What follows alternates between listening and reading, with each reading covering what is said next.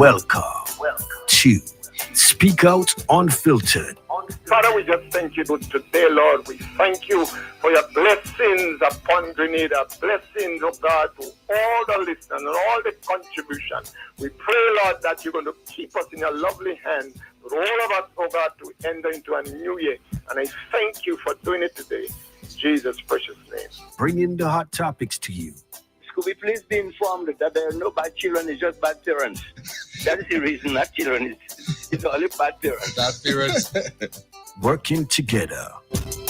Well, the amount of transformation I see transforming around Carriacou, the long life, health and strength man want. That's what you want now, right? Yes, because I'm looking forward for big things, as in Jamaica say, big things are going on for 2024. Connecting the dots. I want to encourage the one man to continue with his one man meant. Yes, Exactly. Because it's the benefit of the country. What did he do for Carriacou?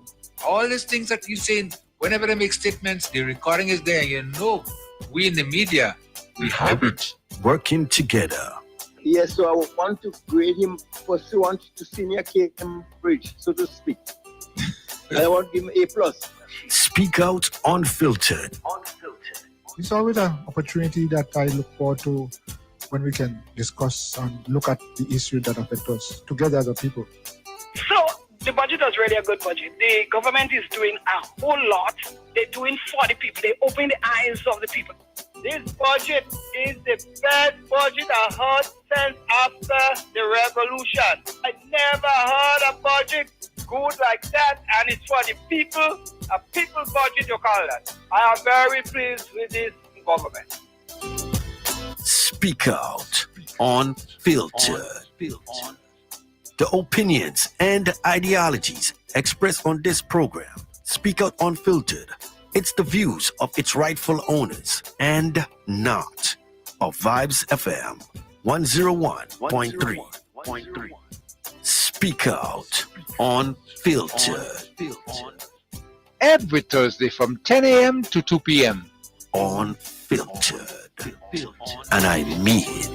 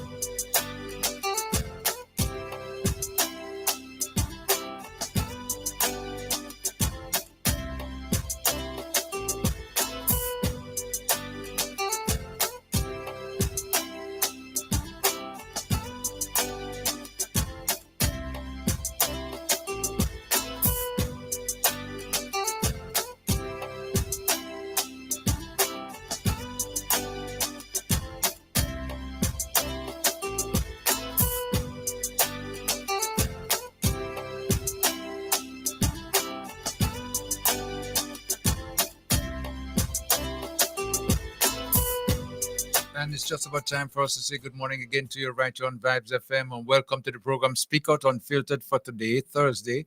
We're looking at the 29th day of August. Good morning to the residents and the listeners of Vibes FM, and to all those in the trial and state of Carriacou, Peter Matnick and Grenada. Good morning to you, and St. Vincent and the Grenadines. Good morning as well, and hope that everything is fine as you are, locking it down, and you're ready to participate in the program as you always do over this time.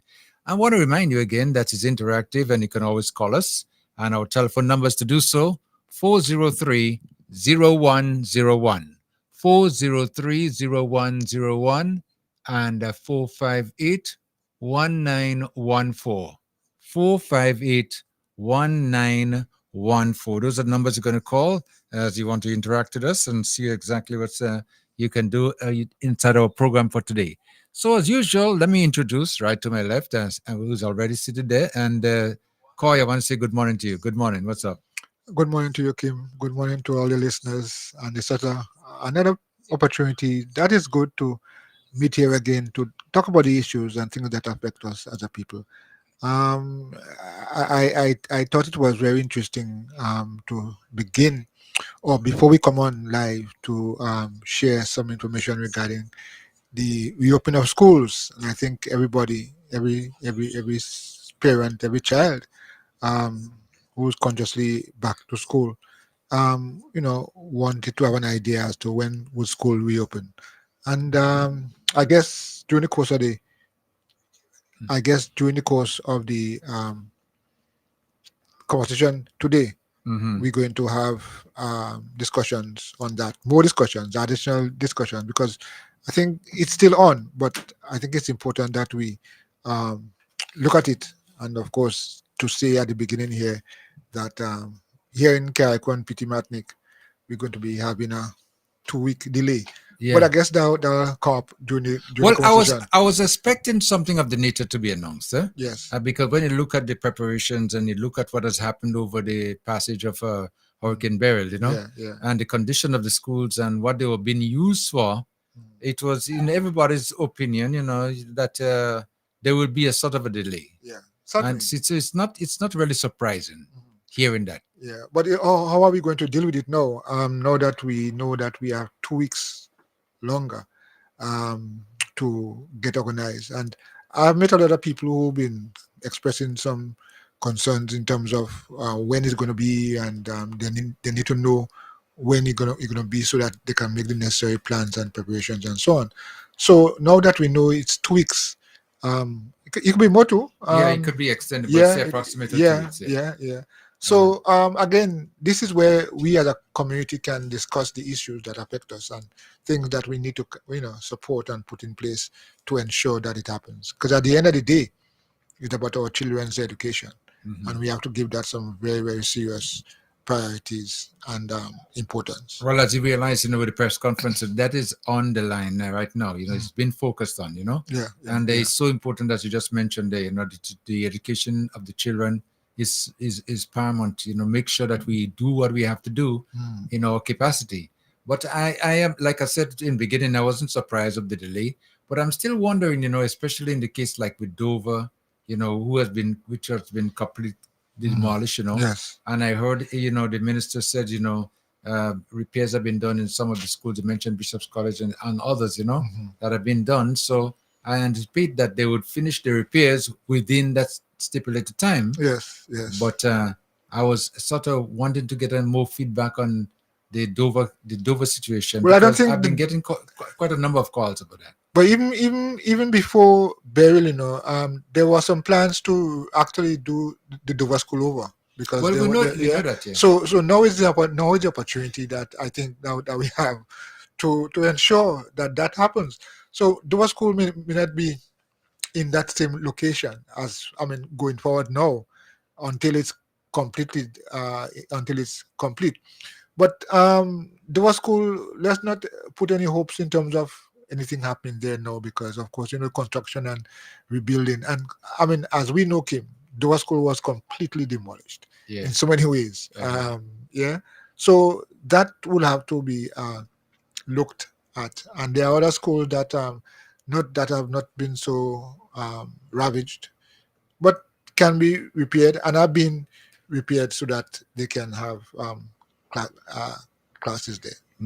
As I heard, the statement was being made by some, and saying that the government was considering, doing Dover School, all new from beginning, Yes. and they were looking at cost of demolition, and I think that's out of the box right now because of what had transpired. It's just a matter of moving out the rubble. Yeah. save some money. Yes. That's what we have to do going forward. Now that we know, we have to now work together to ensure that it happens. Yeah. Okay. Well, okay. Now you're speaking about school still, and what would be happening. One of the things that have been talked about too is that over the years, schools have been used as a shelter. And I think that has to be changed in the future now, because of the fact that the shelters are still being occupied, by people who've been displaced, and trying to get them out is an issue. Yeah, well. And trying to find a place for them is another issue. Yeah. And if there were dedicated shelters already in place, the schools would have been vacant. And the problem of trying to relocate those who are occupying the shelters right now would have not been a problem because they would have been in a shelter that's not been used for school. Well, I think I heard some comments on that. I mean, we have community centers. We have community centers, and we building those community centers. We have to take into consideration that, of course, the community can use them as shelters. So I think that has been on the table. That has been discussed. I mean, for example, in the last season, I mean, during this season here, I mean, there were some approved shelters. Not all were schools, churches, for example. After they were tested, so some churches were approved as shelters. So these are, I think, this time is a good time to re-examine and look at the situation.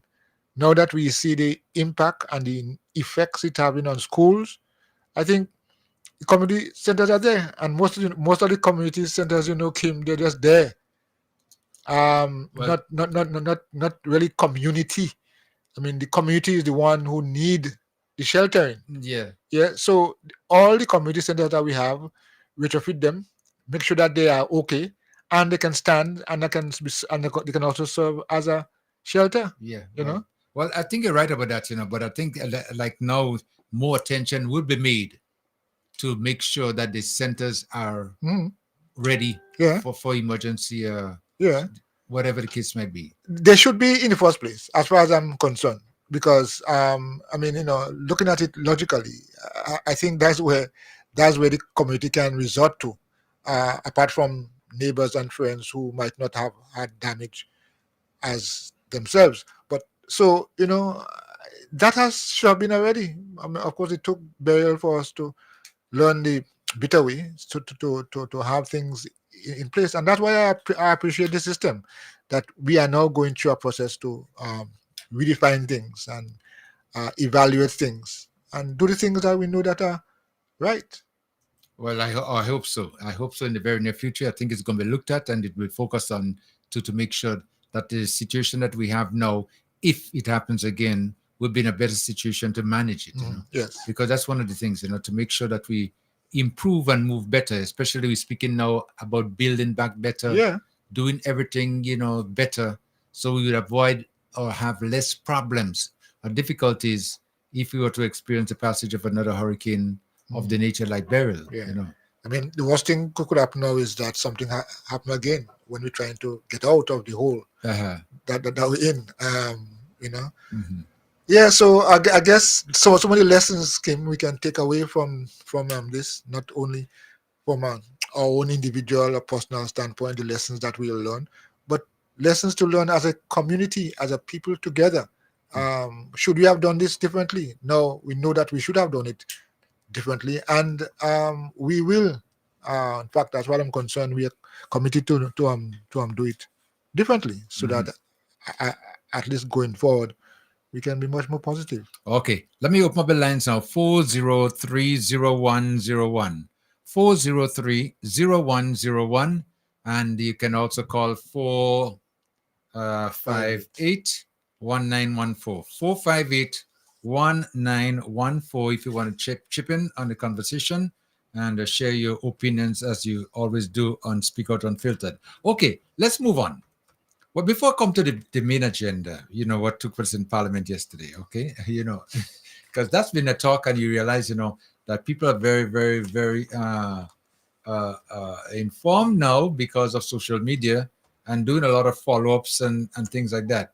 But there's something I want to mention at this time, in that with the situation that we have now in rebuilding, opportunities are opening up, and the government has opened up some ways of getting assistance, especially with the business community. And I know you did a program during the week, with Ria from the GDB, and they're just about ready to start that off. Yeah, but the first of September officially starts. Yeah. And I think it's an opportunity for us to,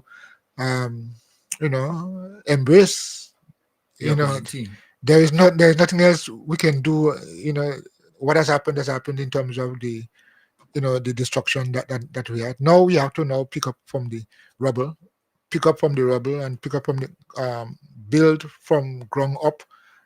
So I think we should just focus ourselves, focus our minds on the on the reality that building back better is what we should be doing. Not only, and I always like to say, not just better, but smarter. We have to take some decidedly positive decisions to ensure that going forward, that we build back better. And what they are doing now, to which I think it's commendable, in that they are trying to involve and get as much people employed into the system now in assisting the business sector, because they are looking for people to fill some positions, in Carriacou, living in Carriacou, okay? And once they're here living in Carriacou, they would know Carriacou too, and then they're able to go around and meet the business sector and get information from them as to the needs and whatever is needed, to make sure that you secure what is called a loan or a grant, loan and grant. Loan and or grant. Yeah. Yes. So I believe that again, it brings opportunities. Now they are looking for, as we was saying on the program, they're looking for some people who can fill the roles, because you can't just be offering these programs without the necessary preparation for it. You have to have the right people in place. You have to you have to have a process where you can take them through, and of course, so that where they could access the the loans or the grants that they want. And I think it's okay. It's good, to prepare and plan so that you can get maximum results from it. Maximum results from it. There are a lot of business people came, as you know, who have suffered significantly and would want to build back, and just saying you want to build back in your mind doesn't mean that you'll build back. You have to have drawings. You have to have systems in place. Let me just say it, systems in place. You have to know where you're putting this post, where you're putting that post before you start. You can't say, well, along the way you learn. So the process is so important, and business people already, I spoke to a few, said that look, they are preparing, they're having the evaluation done, they're having this done, and so on and so forth. So I'm saying it's a process. I think that people would want to be engaged in and access this funding, this grant, this loan. Yeah, it is important, and as you just mentioned, the building back better, and making plans and putting plans in place and structures, right? Because, and we will be assisted too with the planning unit that is will be in Carriacou. And well, that doesn't only extend to businesses; it extends to building, construction, generally. But yeah, you have to abide by rules. I mean, people might find it difficult, or they might not like it, but you see, going forward now has to be done right. I mean, yes, you have to have the necessary components in place. You can't just build back because I want to put up a shack there or a building there. You have to do it right, and there are rules and regulations. I mean, we might be forced now to accept the rules and regulations that we have always been run away from. So it is in a way a lot of positive coming out of this, building back, doing the things that we need to do right. Well, I do hope so, and I think we're going to get the assistance, and I think at the end of when everything is over, we should have a better, stronger Carriacou. Yeah. Especially when it comes to buildings and things of that nature, Yeah. So if we were to be attacked, and I'm using the word attack because that's the way burial came. We were attacked. Yeah. But with a passage of a hurricane like that again, we'll be in a better situation. And this is one of the things that the Prime Minister was mentioning, be in a better situation to deal with it, because this time we were really demolished. You see, again, I would say here that it is as a lack of preparation. I mean, we did not know all these things that were going to happen, and I'm sure if we knew that all these things were going to happen, we'd have prepared differently. Yeah, but we took it for granted. Oh my, it may not happen how we think. Yeah, but it doesn't always go how we think. No. So I'm saying the issue here is be prepared for whatever.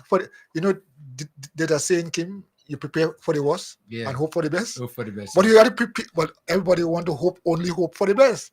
But we have to prepare for the worst. And what does that mean? It means you have to put every single thing, conceive everything that can happen, and ensure that you are ready for it. So again, this is an opportunity for us to learn and practice the concept of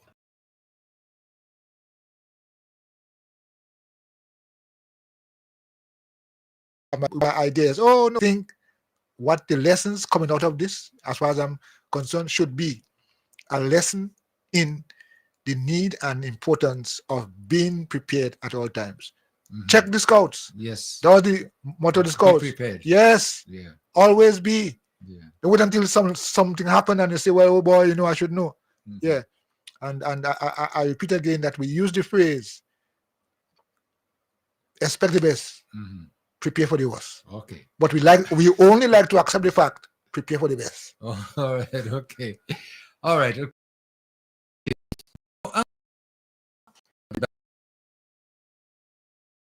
Assistance, a lot of assistance. And just yesterday, get the name of the company, but I understand besides what the government is stepping in to assist as many of the residents as possible, and to make sure the help is given in the right way, what they need, and in building back. But I understand that some families, some 27, I think the number of families will be getting complete housing. Yeah. I think it's 2-bedroom, kitchen, bath, 3 bedrooms. Yes. Yeah. Complete. That's what they will build and ask us to occupy, the residents to occupy. That's just one portion of the recovery.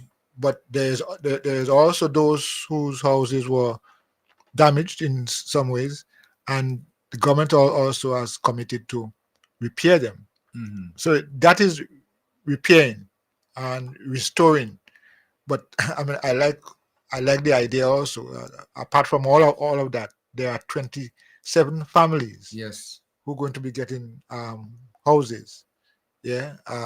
Again, the process has to be worked at, and we have to look at it.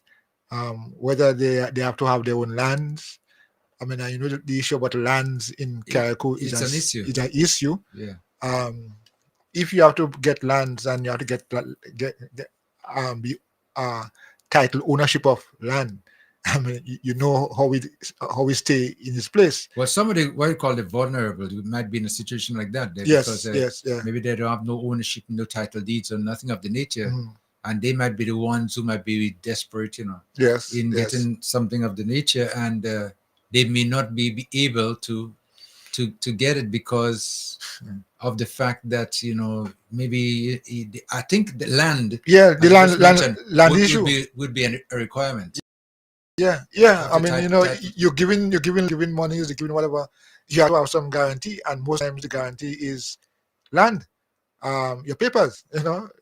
So, and if you don't have that, I mean, are you going to be denied?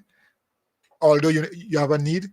So these things have to be worked on, and of course, I can't overemphasize the fact that land in this place is a serious issue. But as someone mentioned to me when they heard the situation, and this is a suggestion that they had, they were saying if it was possible that the government have lands that is available and were to construct this 27 houses in and create a community, develop an area that was not yet been developed, it might be a good idea, rather than putting the houses where the people who need it, are currently staying. In other words, if we decide, say Dumfries, maybe in a part of Dumfries, okay, maybe there might be land there, and we take about 5 or 6 acres, whatever, and we construct all these houses that are going to be built from scratch for the people who are in need.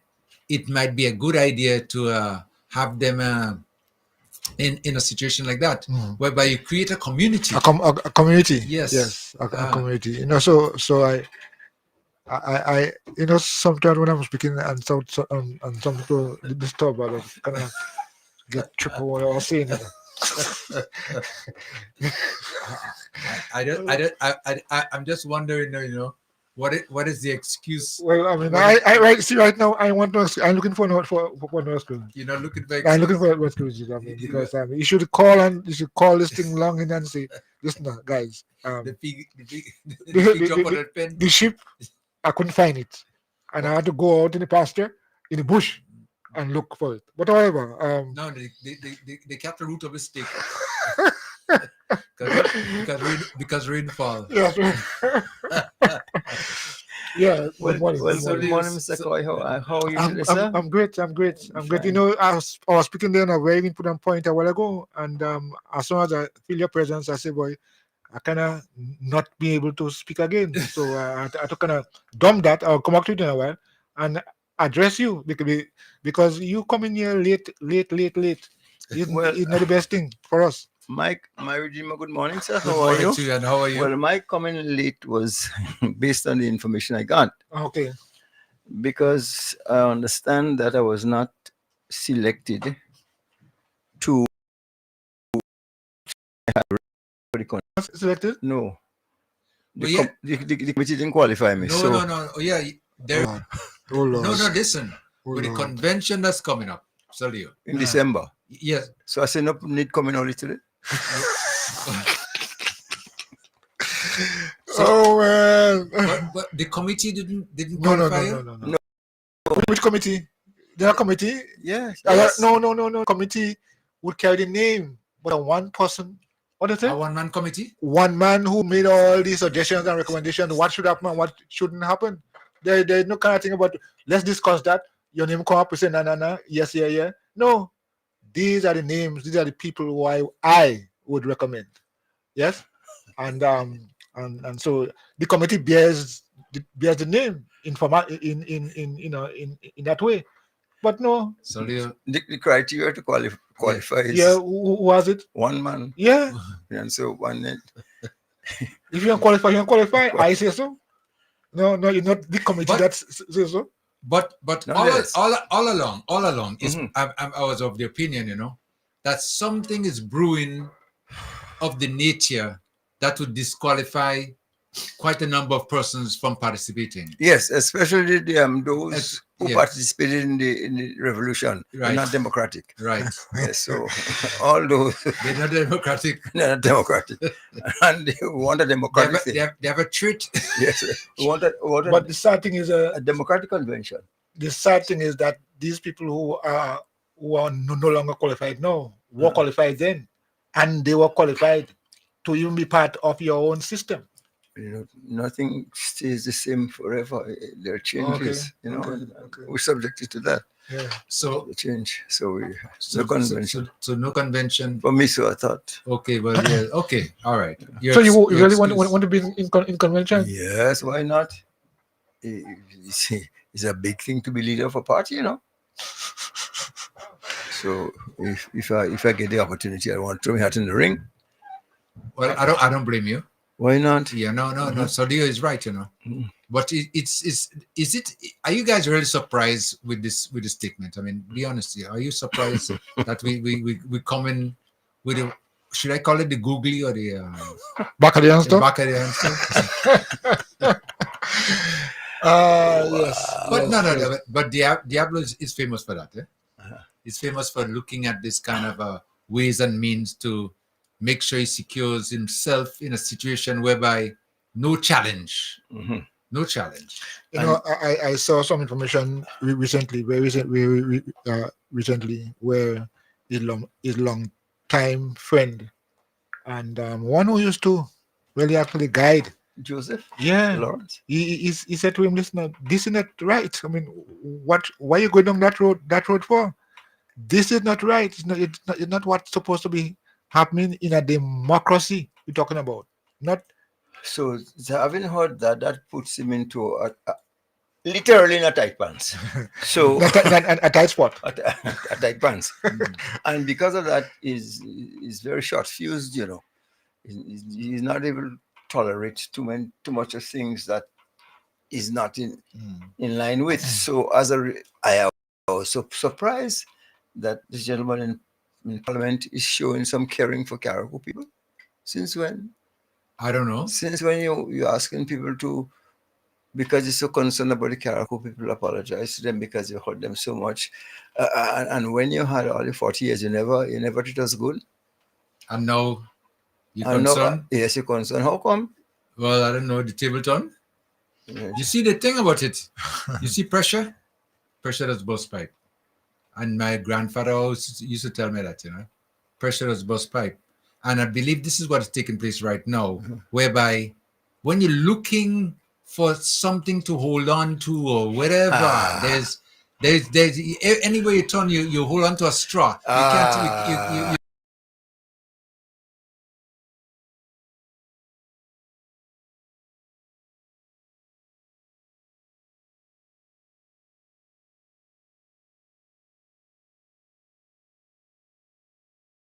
Speaker of the House annoyed, Or you will do things to be annoyed. or say things. Say things just to create an environment where there will be an annoyance and there'll be. For whatever the reason, what I was so perturbed about the whole thing, whatever the reason, I'm not saying who right, who wrong, who said what, who don't say what. But if you want to cite yourself as the master of the parliament and you've been there for that not that long, oh Lord, some youngsters, Teach them. show For example. Throw me out.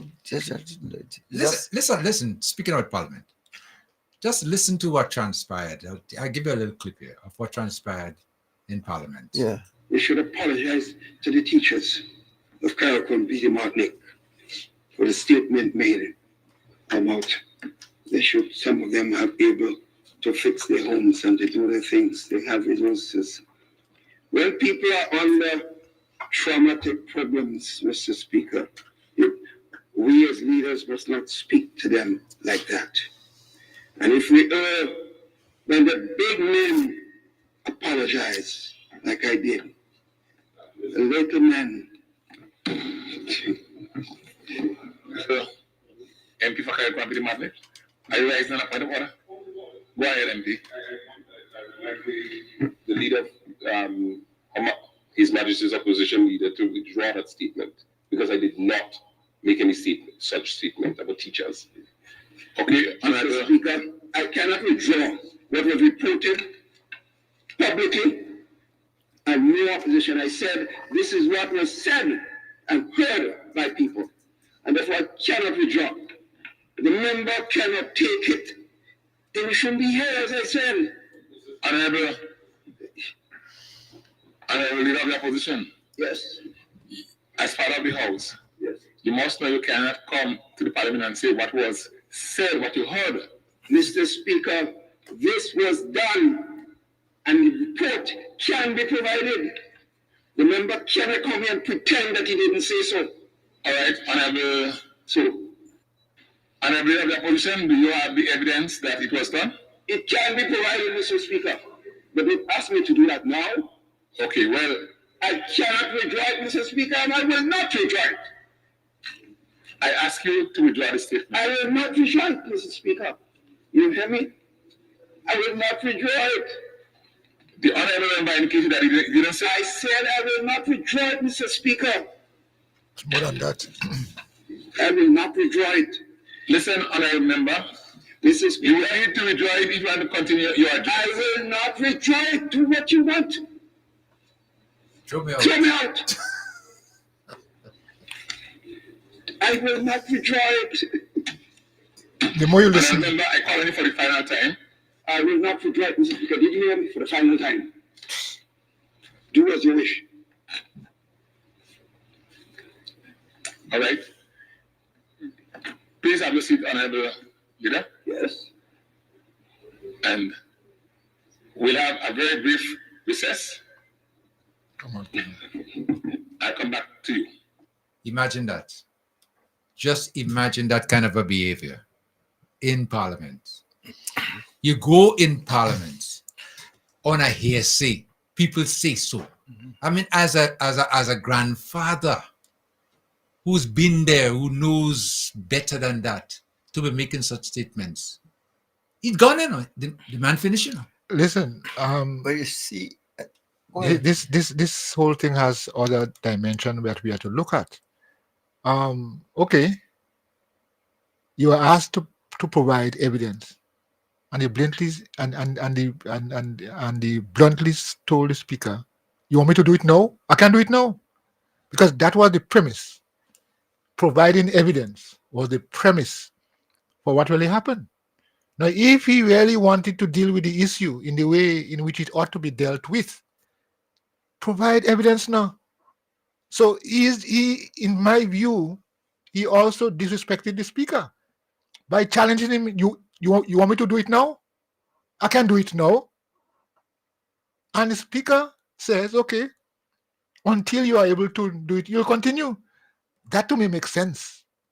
So all the hullabaloo and going back and forth and so on is because, in my view, he wanted to create attention. The problem could have been solved, but he wanted to create a problem. He knows the rules, as we were saying. He's the father, grandfather, or great grandfather. And then take a title off. No. Okay, right. You don't deserve that. Yeah, but yeah. So the problem was that he does not want to, and he cannot at this time bring the evidence. He knows Parliament is about evidence, and it's entered into the record. Is there? So I don't understand why making all this. Why all this thing happening when you come and solve? The future of his being a leader doesn't look bright, and as such, he's tense. Yeah. And I think, all right, I'll have the evidence tomorrow, so we move on. But to whether if he was in fact within his right or he was actually right, I think he's blown it all. Yeah. But by the mere fact that he behaved so, it wasn't necessary. It's not a good. But Parliament is not a place for that. No. But ever since he lost the election, that behavior has been constant. It's been very, very constant. You say because he's been deranged and he cannot stand now to be there and not get. He doesn't have the power anymore. He's not getting the recognition in his view that he always used to preside and say whatever he wants. If you remember the last time he was talking about, with this guy in Florida, the ambassador or whatever, and if I was in a different place, I would have used a different word and all kind of, you own it. And that no longer exists. So now he's so deranged. He can't deal. Can't look. So Leo, this is a wake-up call for supporters. His supporters here in Carriacou. No, listen to me. Yes, this is a wake-up call for his supporters here in Carriacou and Petit Martinique to see he's crumbling before them. For an issue that could have been resolved. Yeah? I mean, come on. That's leadership? No, honestly. I mean, it's a wake-up call. It's so ridiculous. Please. I said, this is what was said and heard by people. Yes. And therefore I cannot withdraw. This is what was said and heard by people. All right. And you go into Parliament? Yes. Okay. But now bring the evidence. Is the evidence we're looking for? Go ahead. In opposition, I said, this is what was said and heard by people. And therefore I cannot withdraw. Yes, CDMC, eh? Yes. That's it. Yes, CDMC. That's what going on with him, Imagine that. And then he took all his grandchildren and he walked out. Acolytes. Yes, my grandchildren. You know what's sorry for? I'm wondering what was going through Peter's head when he had to make a decision. Should I follow him or not follow him? Where stand? Should I follow him and stand a chance of being chosen to be a candidate for a leader of the party?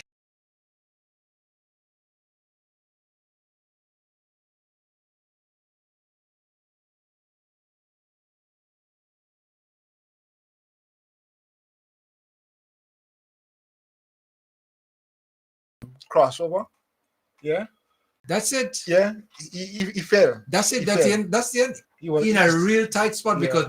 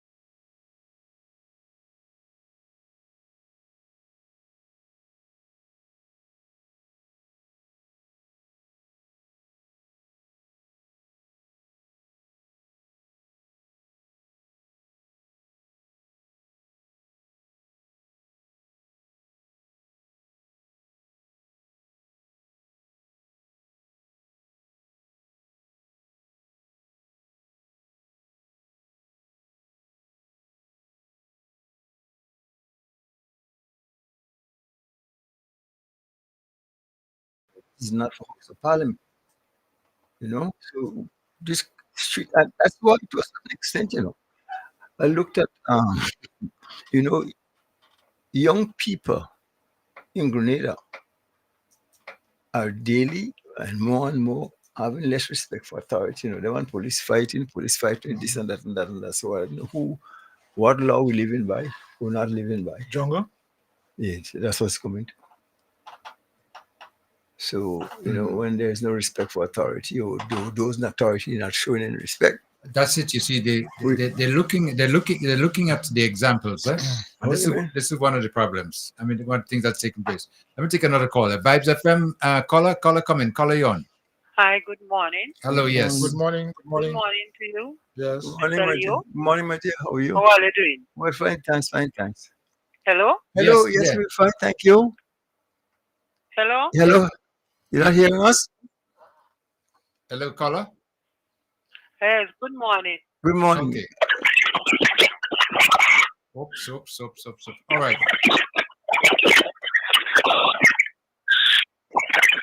Similar to we have some Technical issues. somebody is saying that there's an echo, a heavy feedback. I don't know. Let's try and see how we could rectify that. Caller, is still there? Okay. So I'm hearing something like a feedback as well there too. Yeah. Let me see if you could correct that. All right. I think okay. Solve the problem. Okay. All right. Okay. We just lost that caller there, but I think they have a chance they're going to call. Please back. call back. Yeah, please call back. You know that?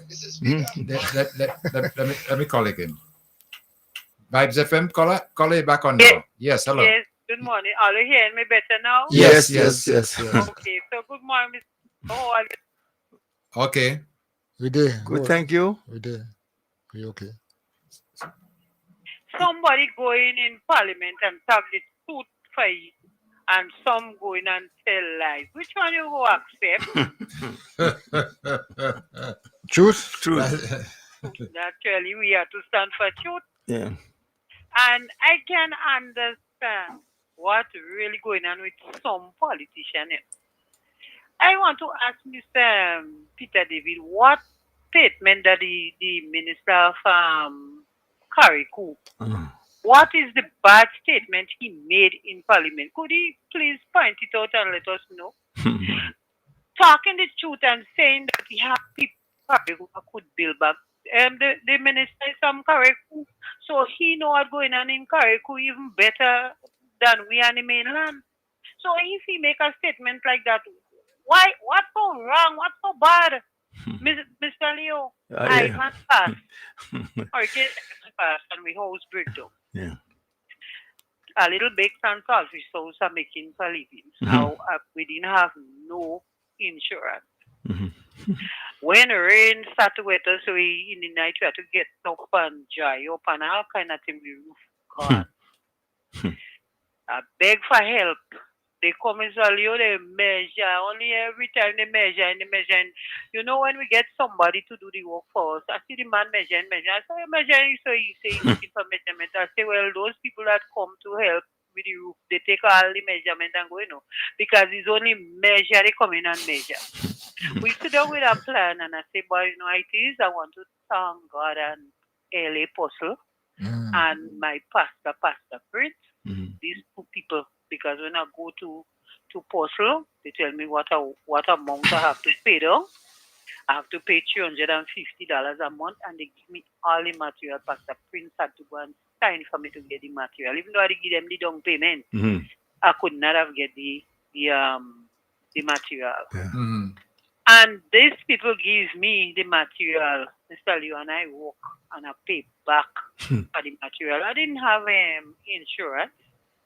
But my God, we in a situation now. It's not NDC that caused the hurricane to fall and march down people. These people and them getting a help today when for they to help themselves because look at some of them get some of the insurance phone. And they just sit down. Boy, when you make people sit down and depend on you, is a bad bad, bad thing. And you know, the situation in Parliament, you know who was shocked of so much is the young woman, Miss Kate Lewis. She have a young child growing up. She was involved in hundreds, thousands of young people in this country. And a thing like that, you go to pass a bill to help the people of Grenada, Carrico, and Petit Martinique. They complaining the government dragging their food. They want them build back house. Quick, quick, quick. Where they getting the money? We have to pay that money. Government don't have money, no. Is the taxpayers' money, the money that me and you and them put in? That is what the government have to take into to think. Even though the leader of the opposition walk out, let it go. The man bread butter, he years ago he tell us he have $19 million. So he have, even though hurricane come and mash down what here now, he could build it back. But all you sit down in the house and discuss the people business. I just hope the prime minister don't take me tax money and pay these people and make they don't work. The people of this country give them assignment to do a job and they refuse to do the job. So I feel they should get paid. So remember when the teachers they work out for 9 days, they didn't they claim that they didn't work and they shouldn't get paid. That man take out I think it was how much $1 million in their salary. And some of their supporters stand up and say they don't work, they shouldn't get paid. I feel those who walk out from parliament should not get paid. And no, they don't miss that little money, but for the Grenadian people to show them they must have respect and discipline for the people of this country. They don't miss that money, even though they don't get paid, nothing to them. But some of us in this country stand for truth, righteousness, and respect, and we should get it from them. Mr. Leo. Yes. Yesterday, a young man from Carrico come down. The man don't have a house. Thing break down his house. But the man still ride the sea, come down to donate a little blood. For we don't know who need it. I applaud that young man. That the step that he make to come and donate a little blood after you don't have a house. He could have stayed there and stress now. We can't study people now, but he still forget his stress. Come down and help. And you have people have a roof on their head in this country. And they walking out of parliament instead of to sit down and discuss the people's business. Shame on them. But I want them to know. You see, this opposition leader, that man have something and people when you see touch you political arena, Yeah. he does suck you like a leech. If they want to ask many people that he touch, they can come back up politically. And that young woman, I'm very surprised of you. And next time you go in parliament, sit down and discuss the people business. If Kit Mitchell want to walk out, that's his business. When Emmeline Pierre was minister of youth, that man look how that woman start to operate with the young people in this country. Them people was just those children was just open mouth for that minister. He find she getting too much praise from the young people. He take the ministry from her and he give himself. He makes history in Grenada. The oldest minister had the youngest portfolio, the youth minister in this country. From since that man take out that ministry from the young woman who was trying so hard with them children, the man turn over everything with the young people. They can't see that they was in Grenada. Nobody can tell them that, and you still following that man and do stupidness young people like all your young group of people. It's all you when I see young people, even sometimes we want children getting on in this country, and this young group of people, some of them have how much vehicle, how much this they have, and their poor mother don't have a flushing toilet in the house. And this group of young people come and say, no, we have to wrench that. And they're trying to wrench it. And all fighting down these young people. Fighting down. I wonder if these people and them had children in the government. How they would have treat, how they would have talk, how they would have look to help their own children. Come on, we must stop that and help the young people that need good. Look at the man then in Guyana now. I wish he could see the way that we could have Elif bringing a vegetable from Guyana because they have it and bring it down in to help us in Grenada with food. Right now, Mr. Leo is only macaroni and potatoes. That is not healthy food. Just now you go see how much people blood sugar rise. They head light because we can't get the good food to help to balance our system now. It's really difficult for food in this country. So I wish and pray that our Prime Minister could talk to them in Guyana and we could have a plane bringing in vegetables and things for us in this country at least twice a month. Okay, and good. that would All help. right. Fine. As always, always, you are better fresh air, always enlightening. And Yeah, I'll give you a pass on the song this morning. But yeah. next week we're doing a duet. Eh, Oh yeah, man. Yes. well, I looking out. Sharp me your voice. Yes. That man don't like young people. He doing all the way to scramble them and they can't learn. They don't Yes. have a head. And meanwhile, it's me. I know that man for much years and that man can't catch me any way. I mean, I was. Because I know people, I know when I see somebody who love people and care about them. If these people and them, they love Grenadians, this thing that happened now, they should have stayed in the parliament and discuss it. Mhm. You could disagree to agree, but you're packing up and walk out. When I watch this young lady with the blue dress pack up she back, she did not no need for that for it to do that. I say, what a young woman, boy. And Yeah. she really love young people. Okay. Them man. Okay. Okay, my brother. Thank you so much. Have a good day, love. All right, thank you. Next caller. Thank you for waiting. Caller, come in. Caller? Hello, good morning. Yes, good morning. Good Yes. Good morning. Yes. Good morning. How are you, my friend? All right, not bad at King all. the King, Yes. Uncle Leo, Good hello, sir. Mr. Coy. Yes. Hello. I'm thankful to God for you guys and the service you give. And whoever the Minister of Finance for the corporation is, please tell him to pay flow because I cannot, when I'm listening to you, I have to go through this break. And I'm speaking on behalf of my friends here in the diaspora throughout Long Island, Brooklyn, and Queens.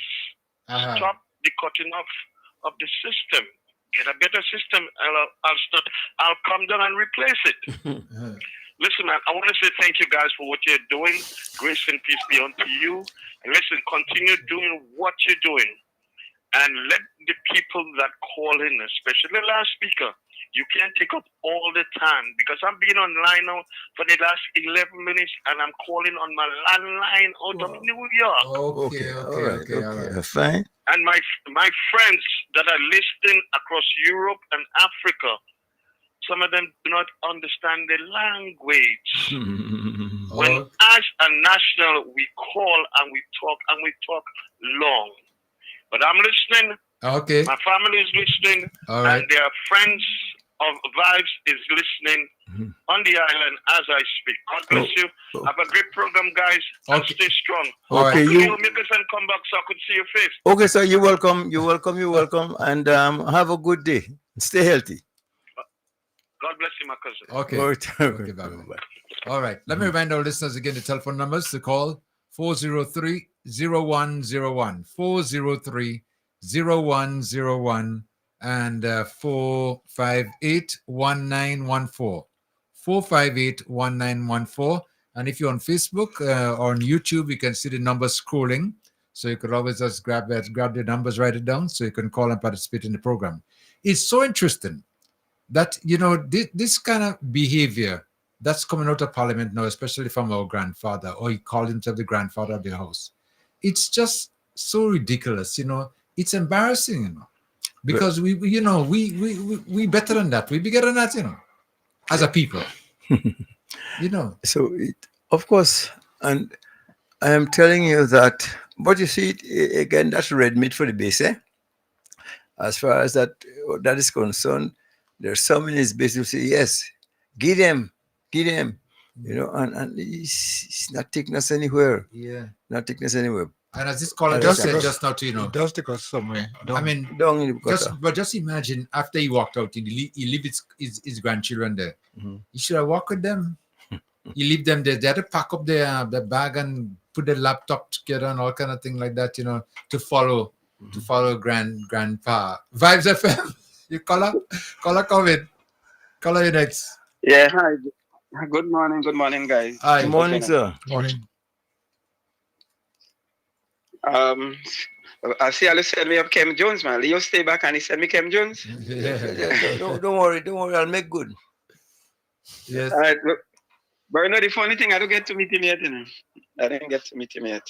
Okay. Yeah. But he's So then, he said he will be up here for a while, so I'll try to see if I can meet up with him one of the days. And then, Honestly, okay, I know we are talking about. Kim, go ahead, Kim. What are you saying? No. I was telling you, 297 East 91st Street, 31st of August, Saturday coming. 297 East 91st Yeah, I heard Street. about it. I was trying to see if I could check it out. Meet Yeah. us there. Okay. What I want to talk about, I don't want us to lose focus because I think we kind of chipping away a little with what happened in Parliament. But okay, I want to say something concerning an article that written by Dr. Lawrence Joseph, and you guys were touching part of it. Sorry. I want the people who is listening and viewing, I want them to go to the new online Facebook, right? And then go to you're gonna see a picture with Dr. Lawrence and also a picture with Mitchell together, right? And people need to read the article and then they will really understand what really took place in Parliament. You know what I mean? It's frustration, you understand? Because when you get somebody as Dr. Lawrence, who helped draft the constitution of the party, right? And then he coming out and he applying that pressure on Kit Mitchell, and then what happened in Parliament was something that was orchestrated. You understand? Kit Mitchell know exactly what he coming and do, because remember, this article just coming out this weekend, and this article will have dominated the whole news media. You know what I mean? So what he do there now, he was looking for something to detract people, you understand? And also with the supplementary. He don't want that and them to come out, you understand? Because there's a lot of good things in the supplementary. So what he do now, he create a mayhem in Parliament and have us talking about him now, and that's what we are talking about.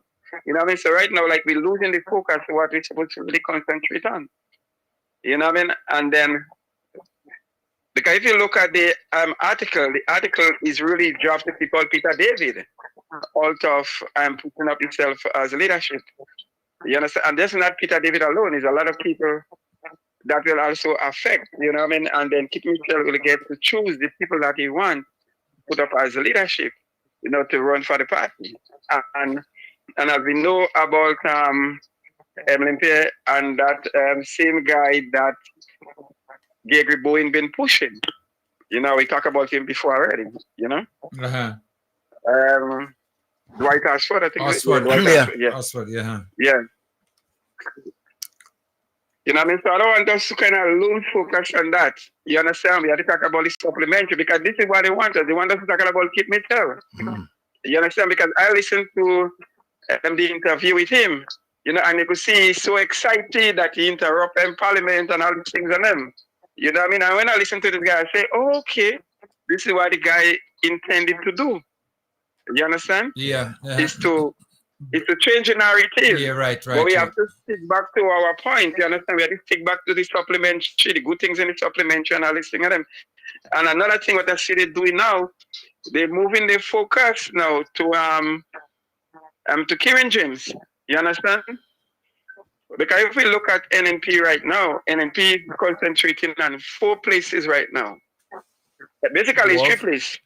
They're looking at the 2 seats in St. Patrick's. Okay, cool. Right? They're looking at the one in Guab and the one in Carrico. So that's the reason why they're coming down and telling so much. You understand? But now, that's why I say we have to bring back the focus. You understand? Because that's what they want us to do. We don't want to fall in the playbook because that's the intention of Dr. Mitchell. For us to fall in the playbook, and then they had the narrative. You understand? They had the talking points. You understand? So that basically I just wanted to touch on this morning. You know, Okay. and I urging people again, go to Facebook, go to the New Grenada, and read the article with Dr. Lawrence Joseph on the NNP party, and they understand what's really going. It's just a matter of frustration because we have to go back to for the couple of months passed by. Guys like Bo Sween and all these guys, Kenny Larson, everybody who knew about the party coming out on him now. And then when you get somebody who like Lawrence Joseph, which is very powerful, then we see the frustration from him now. Mm-hmm. All right, guys? Yeah, okay. Yeah, sure. All right. Sure. All right. Thank you so much. You guys know this weekend is our weekend, our Labor Day weekend. Okay. Enjoy for me and you. Okay. Okay, caller. Thank you. I might call back later because there's something I want to discuss also again. But I just wanted to touch on that first. All right. Thank you so much. All right. 403-0101. 403-0101 and 458-1914. 458-1914. As this caller just said, Diablo playing a kind of game there too, I believe that because as you had mentioned earlier on, Koi, that article that we spoke about, Lawrence Joseph there, and this is a powerful one. Yeah. And you realize, but the thing about it is that no matter where you go, it's difficult, very, very difficult. And it's very, very sad because he's in a situation now he doesn't realize that his options, everything has run out. Everything done, I mean, really, every avenue he's trying to see if he could get himself back in there. He's trying to get things back done through chaos. Yeah, but he's trying to attention. If they can't speak bad about me or good about me, speak bad. I mean, doing things, let them speak. At least they're speaking about me. That seemed to be the mindset. Just to be talked about, just to get attention. But it wouldn't work. It has never worked in the past, and it wouldn't work now. But this attention you're speaking about there, it's not good attention. No, what I'm saying it's not good attention. No. So that's the bad part of it. Yeah.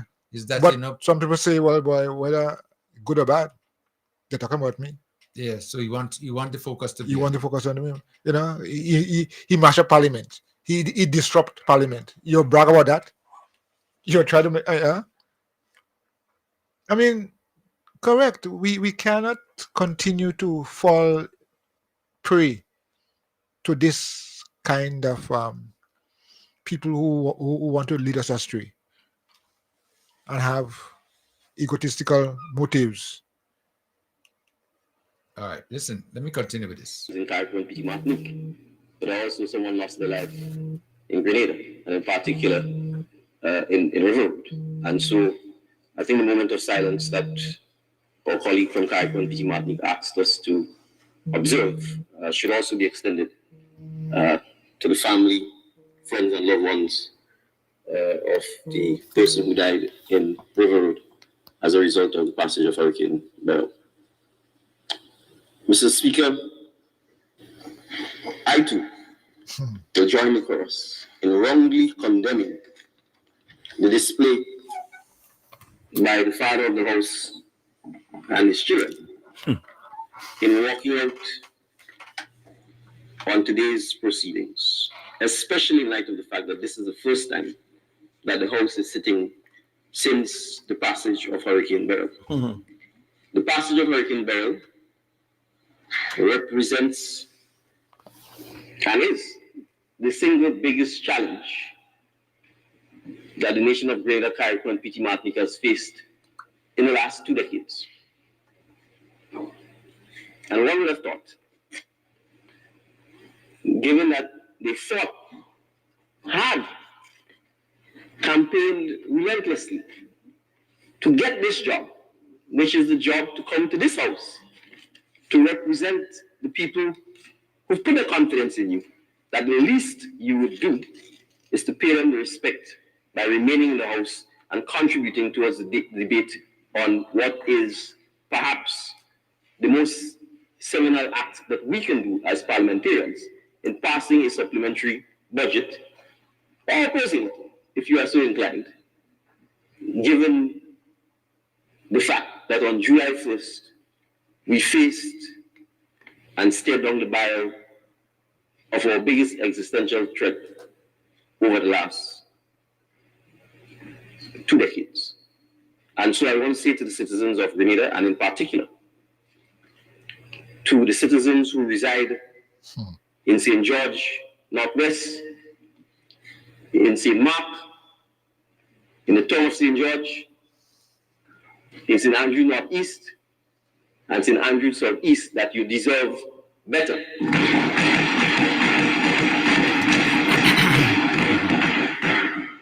And there's a pattern emerging here that the citizens from those constituencies should pay attention to.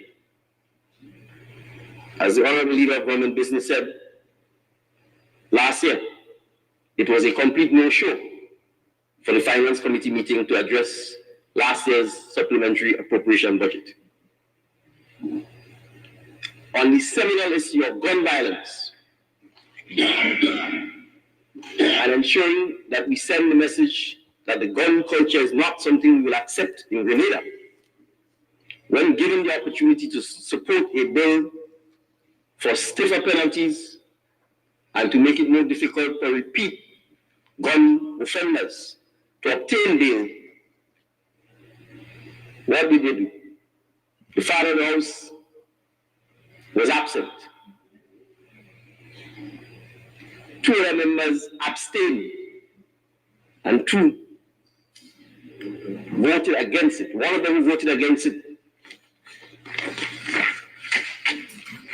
a family member, serves in the RGPF, the very institution that we rely on to protect and whose men and whose women put their lives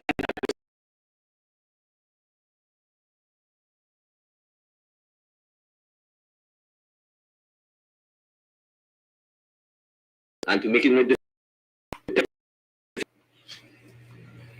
They vote against it, they run away, or they abstain. So I want the citizens in those constituencies to pay attention to the kind of representation that you are not getting in the House of Parliament. Just like that. You see? Getting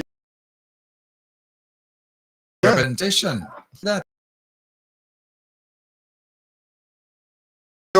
that yes. your interest served. Right. Yeah. And you're not getting it.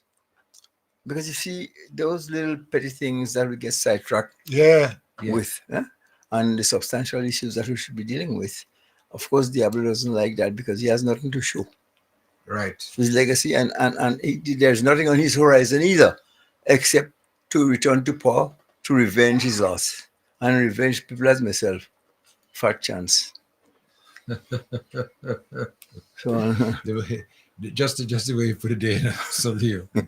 but I mean, it's very, very total disrespect to his constituency and all of them in particular. And how could you tell them or go back to them to tell them that you're fighting for them?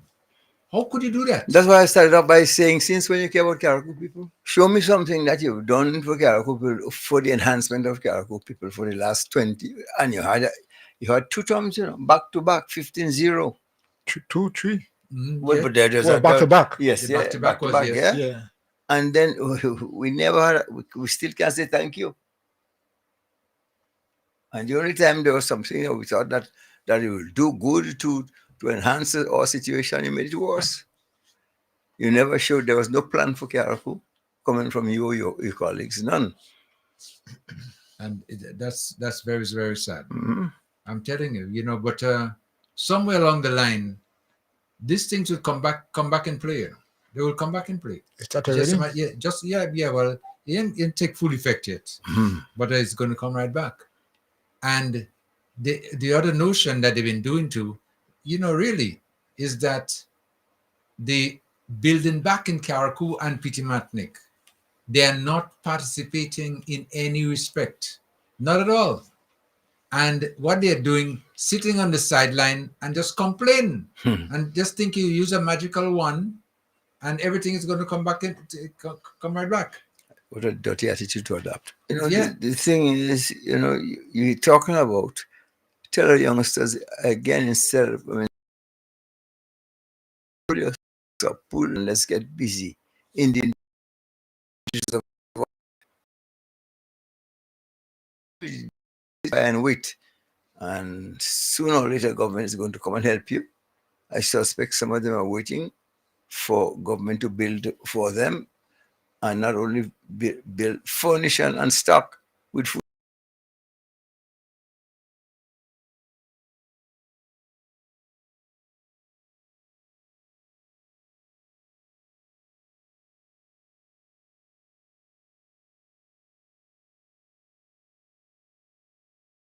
That into and whatever,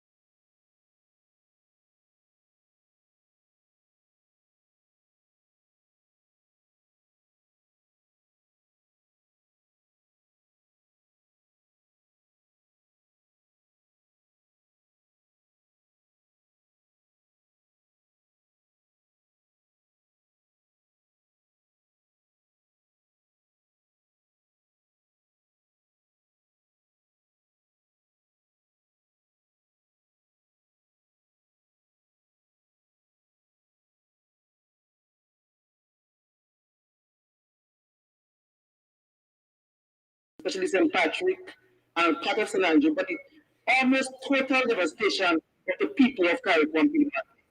And therefore, we are here, Mr. Speaker, to support a supplemental budget. But Mr. Speaker, sometimes we need to go back before we go forward. Because we heard a lot from the other side, while we were still here, about the advent of Hurricane Ivan. Least they forget. Or maybe it's 20 years ago, so you can forget. But Mr. Speaker, 15 and 10 years after, we saw topplings on houses across Grenada. So, Mr. Speaker, when you're talking about a month, just a little about a month ago, and you're asking to clean up and to rebuild, Mr. Speaker, you can't be serious. And you cannot be speaking to the people of Grenada who know better, to people whose houses are still beyond repair because of Hurricane Ivan. But more than that, Mr. Speaker, if you walk across Grenada, you will see massive buildings still in a state of disrepair 20 years after. The old Parliament building, Mr. Speaker. Mr. Speaker, Princess Alice Hospital in St. Andrew Northwest, where you had the old nurses' hostel, is a rock site, unsightly place 20 years after. Mr. Speaker, so the Carlton Home, a rehabilitation center that is aimed to help our people, is still in a state of disrepair.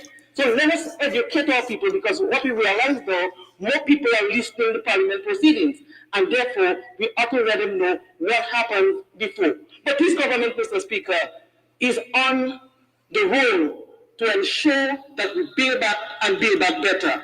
And that is why, Mr. Speaker, we are here with this supplementary budget aimed at assisting the people of Carriacou and Petit Martinique, the children who needed attention for school, our young people, St. Patrick's, and all the other issues that confront them. Caller, thank you for waiting. Caller, come in. Hello? Hello? Okay, Simado, that caller just disappeared. But anyway, but you listen to what Honorable Delma Thomas was saying. Mm-hmm. Yeah. 20 years after, yeah, we still have tarpaulins on roofs. 20 years, 15 years. As a result of Ivan. Ivan. Not Beryl. Right. And now, less than 2 months after the passage of Beryl, they are making a big issue over what is not been done or whatever. Vibes FM, caller, come in. Caller, turn your device down, please. Hello.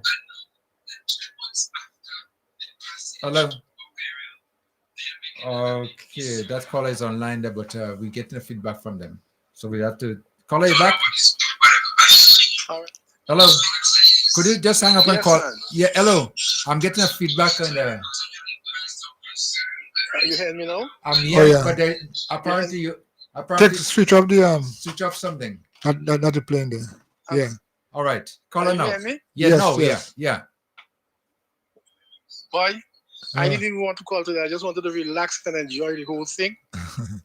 But I'm just going to say something. I'm pressed to say something. Politics is not an easy thing. And when you make a point, other people tend to treat it differently and not to get the essence of what you're saying, right? Yeah. No, this Delma run, and the fellow in Grand and Sam Andy, they got one of the most severe tongue lashing from the parliament. You all don't, you see, you don't follow offline where the young people are really negotiating and talking. These men had the thing, the ammunition, the satellite, the anti-aircraft, everything was right there waiting. And the men unleashed a barrage of rocket like Hamas on the parliamentarians. And I felt really hot. You know, calling Andy and them saying this big amount of money is thief money. This one thief, that one do this, and them can't speak, and all this, you know, a whole range of things that was said about these young people. Run, you know, what they abuse run a lot too, or other things. So you don't know when to stand up, you don't know what to say in parliament, and frequent a whole range one after the other. And I'm saying to you, know, what we're generating a big disrespect in the country. Because what I meant doing, if they were working with Hoggins or Hobbarts, when they go to work next day, they'll have been fired. You don't come to work and you think you have an excuse one day, you don't come to work, you're fired. Because they could have come back in the evening session for the next phase. But the long-term technique here was not to be associated with this big bundle of money, because they're saying that money is thief money and you get that money to give the people, and but that money has to be brought into the parliament through that process. Even though they get millions of dollars, it has to be brought in through the supplementary process. That's how the Auditor General will have control, and the Accountant General and so forth, because they have to account for the money at the end in December.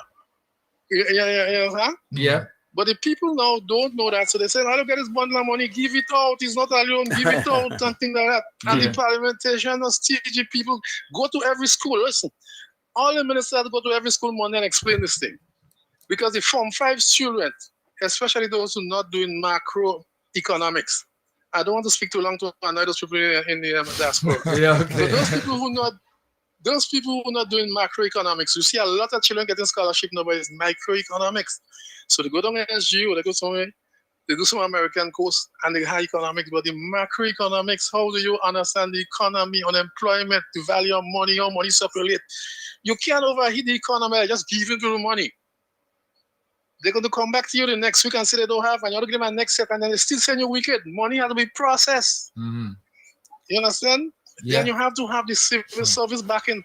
The civil servant should say, "Hey, I working for 365 days. You just working for 20 days and you don't come to work." The civil servant should get up and cost. Because they are making up the paycheck for these men. Right. And they should say, "We're making up the paycheck for you, and we are going to work 365 days. Something just happened, you get vexed and you're gone." They should help the government make noise, because that's part of the government apparatus. If they're working hard and there are union rules and everything, and other people just doing their own thing because they're vexed.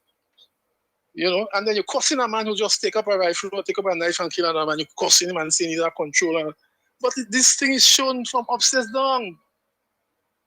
So I just want to say that point, unless we have an integrated thing where they're giving scholarship with areas that matter. Macroeconomics, you cannot transform money into the budget without going through parliamentary approval. And if you don't stay to do the approval, that means you don't appreciate the volume of money we get, or it should be used. That's what you're saying, the government is taking the wrong approach. So I'm not staying and put my fingerprint and I'm saying, listen. So the young people will say, well, okay, they want the money free up to get and them to thief and things. And we don't want that kind of thinking. You're bringing bad blood unnecessarily. We can't divide our country and survive. So I don't want to be too long, but I'm ending right there. Yeah. A man from Kaiku called last night and was very hurtful to me again. I don't want to listen to other people. I getting hot about those things. And too thin skin, I'll get too involved. I don't want to be too deep. This man from Kaiku is a pastor and abused the government. And a lady, she said if I wasn't good at it, I'd put me in jail and keep me just speaking. And I'm saying, pastor, because you all don't listen the range of thing. You all have to have people to listen to the range of thing what's going on. There's a lot of things going on in the airwaves. It's saturated with politics. So the pastor said, that's the most wicked man and God will punish you in hell. You know, Shadow have a song about what will happen in hell and about burn them and all of that. Yeah, right. That pastor is the most wicked government and that deacon is the most wicked man. You understand? Deacon is trying his best. When I hear them kind of thing, I get vexed. I don't want to. That's why sometimes I don't even want to listen to politics. You don't say those kind of things. The man have his mother, his family. What they going to say? When they go home last night, what did they say to their grandchildren? They walk out their grandchildren and say, Grandpa, see you leave Parliament and go on. What you go tell your grandchild? They got me vexed, man, and I cause them and I go. They go tell your grandchild? You understand? When you go leave and they see it on TV that you walk out, your children and your family, you have an explanation to give in your bedroom to your family. Yeah. I couldn't stand what them and them do, and them get me vexed. So the child in school, the teacher getting vexed. He said, Miss, I leaving, I going, I walking out of the class. Miss tried to beat him. He said, "What? Don't touch me, I don't do so and so." It's the same mindset. Right. We selling on the vibe. So that's the example. It's not just the vibes coming downstream. And when I hear pastor say that, I turn to my family, I say, I wonder if pastor say the law abolish and we don't have money now, unless you taking tithes and offering. Because you don't have money now, you should tell the congregation to pay this, don't worry, pay me now because you don't have money. And everybody poor. But he still wants the tithes and the offering, that's it? Yep. You want them bring the offering in the church, he ain't saying things bad and the church members mustn't bring things and we got the wicked and so. So I'm trying to show you the culture of the politics, not so much the legality, but the culture is transforming downstream. Yeah. And in the school, all about. By way of conclusion, thanks for listening, but I don't want to say, Brother Leo, you have some Trinidadians working in the building. I heard some Trinidadians on a program called Breaking Down City. They said they don't for house and get them to give you all the steel band. They will do it. I was there and I know they want to help you with steel band. Get them to give you the steel band. Yes. They will give you the whole band. We want the whole. Sir? We want the whole band. We want some willing boys. Yes. Yep. And Kaiku a strong man. Get them to throw javelin and shot put. They're tough and they're strong. Get them to out. Okay. In the field of sports. Okay. We don't want nothing happen to our young people that are evil. Get our young people in focus. Politicians to break down the hostility. And God bless you all. That's it. Listen, that's a rough thing. Your station is so good and so powerful. It's an international thing, eh? Yeah. Thank you. But I'm telling you all, thank God that you all are there and you have experience, man, with everything all and thing. Ask the politician to cool down your space, mister. Cool down your temper. Jamaican have some cool down. Cool down your temper. Down, yes. Yeah. Cool down and that. 95 printer jersey, ma cool down the temper. You all have to do all the promotion. All the jersey, vibe 95, cool down the temper. Yeah. I like that. Yeah. Right, go there. All right, Okay, thank you so much. Take care. Wow. That was good, huh? Yep. You always make a nice contribution, eh? But it's important, very, very important for us to be aware of what's taking place, eh? Because if we don't, the majority of people could be misled. Yeah. Yeah. Well, that is the modus operandi now, misinformation, disinformation. I mean, they still have the word information in it, thinking it is positive information. But their role and their target and their aim is misinformation. Say some things, but don't say everything, and that's what we have to really, really fight. No, in this information age, we have to fight that misinformation, disinformation. Tell me someone don't tell you everything, and make it songers do it. What they're saying is true, but we get in there. But it's just amazing, with this kind of behavior and this kind of attitude that they have there, and speaking for country. They love country. We have to counter that behavior. And the only way we have to do that is to get proactive. Yeah. To get proactive. And that is what I was suggesting to the PM, that we put things in motion. And as they say, let them talk. And while they talk, reacting. And so too long, they'll be quiet. They have to join you. We have to be proactive. And our youngsters, though, I tell you what, Karaku labor force now is zero and dropping. You can't get nobody at all. So I think we should act on what we spoke about earlier, the migrant workers. People that will come there. Well, I've been thinking about that, so Leo, and a lot of people I know, in my growing up, left here and went to work in other places. Of course. I mean, so why we can't be the recipient now? But it was expedient one time, people remember it was fellas used to look forward to the opportunity to go into Florida to pick fruits. Yes. Yeah. It's for short term. I mean, there are people who went to Aruba, Maracaibo, Venezuela, and all these places. Yeah, don't talk about England and United States. Of course. Yes. I mean, and it was something that they were doing consciously. They are going to work. They ain't going on holidays. It's not some tourist ship that they're on. They're going to work, understanding that to return home. And of course, we who are here benefited from it. So the idea of bringing in people to work, not bringing people to work, encouraging people to come, invite them, because not everybody will come. Yeah, and build together. Yes, because I'm anxious to see. Well, now that we pretty much over the hill with the cleaning up, I must tell you, I think Hillsborough looks good, and even some parts of the countryside equally so. Yeah. So the next phase is to build back, but before we build back, we have to plan. That is it. And that is key. We were talking about that this morning. Yes. In that we need to plan properly. Yep. If we don't plan properly, we're going back to square one, I was saying this morning, Kim, earlier, that we can't just decide, okay, we going forward. No, we have to have a plan. Yeah. We have to have a plan. And I wouldn't mind Hillsborough being the model to get things going. And there's an effort being put forth by some local people here who are, of course, in concert to what we were doing and talking and planning, so that we don't get screwed up and go and start building shacks again. We have no time for that. We want something that's a little more upscale for us, and we're due for that. So if the other side want to help Karaku in any way, is not an apology. We want an apology. Give us something to work with, or give us some manpower or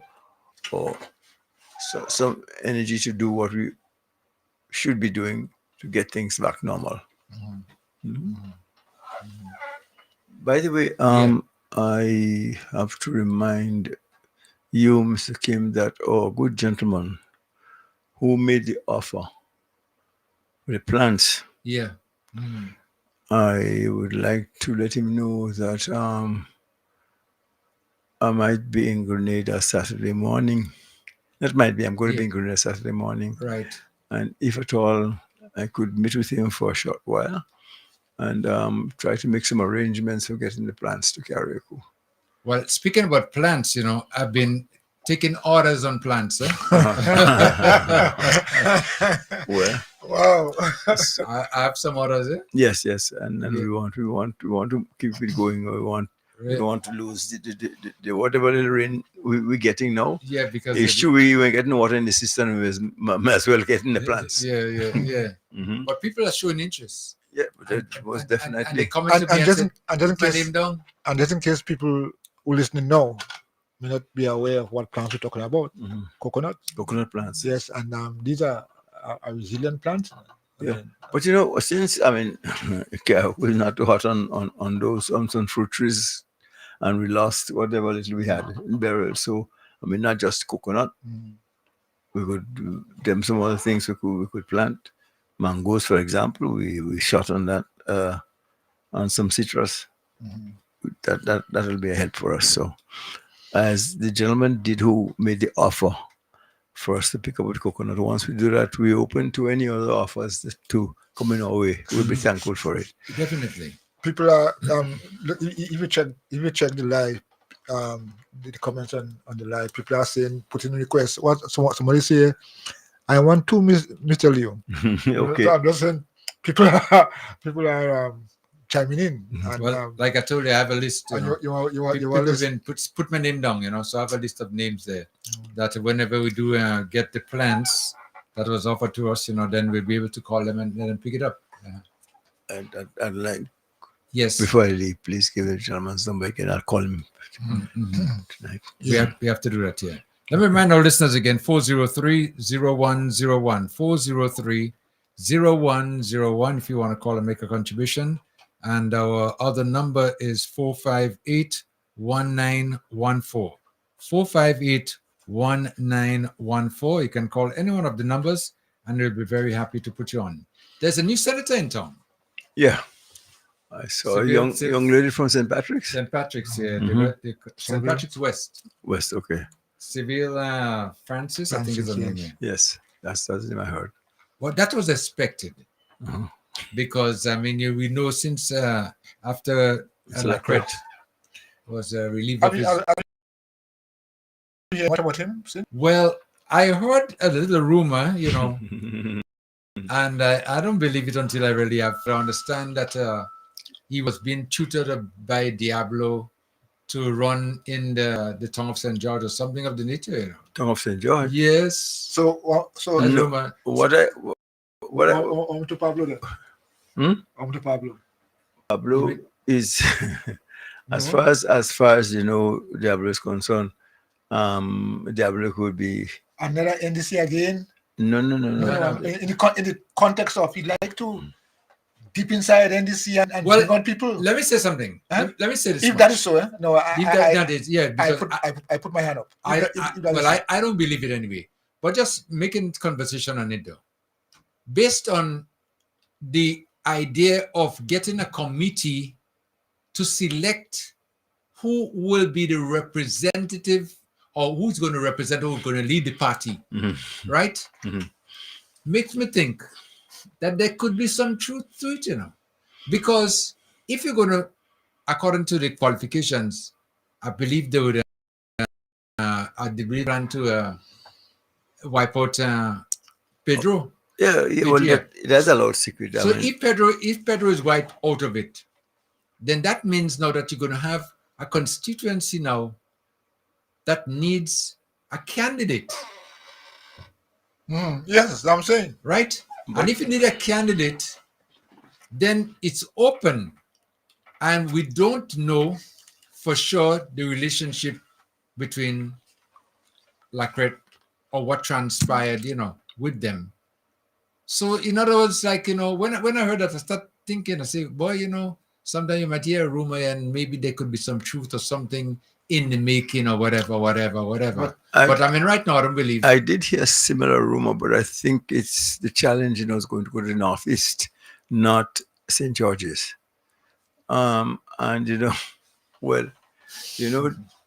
the past, New Hampshire, which is a solid Diablo constituency and is right on the border of North and Northwest. Yeah. And that is an area he could nangle as he wants, he could manipulate, go and vote here, go and vote there, and so on and so forth. So I don't see Mr. Lacret if he's going to throw himself in. No, but he's still a member of the NDC. And he has not given up his membership as far as I know. Well, it's only a matter of saying so, Well, we still have to wait until it's official, right, okay. until an announcement or something is made. But as far as I know, he's still a member of the party, and he remains that. and we have to just watch and see what happens. But I don't think that he might be looking to run in against the no. Well, I mean, it is just That's rumor. that's politics. No, I was getting.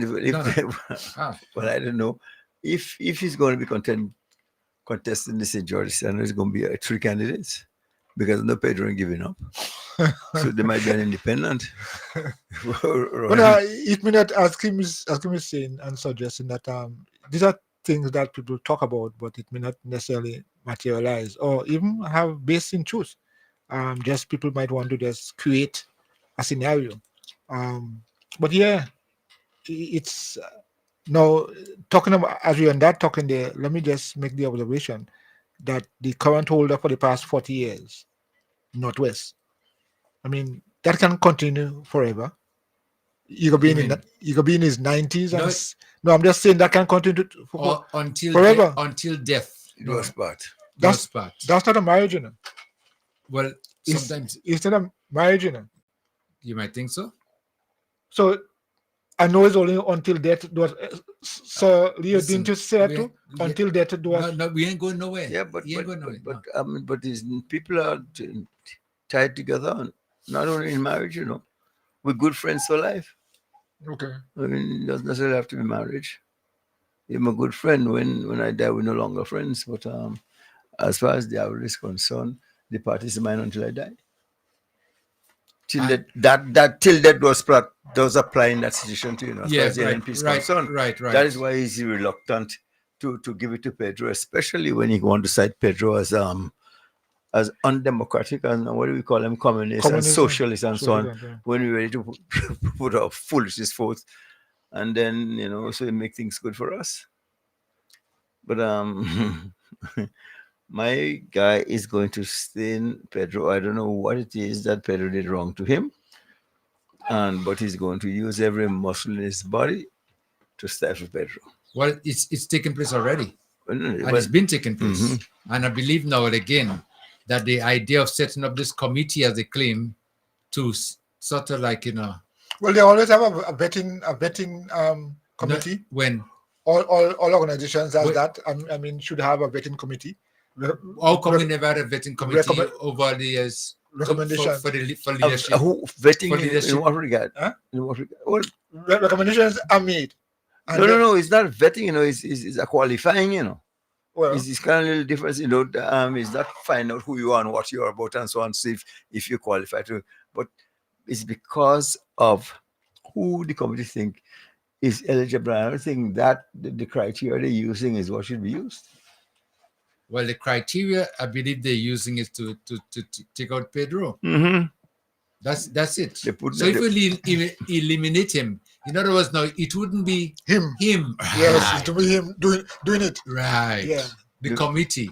Because if you remember this committee thing, when the pension was going to be paid, commission. They had to get some kind of committee to decide.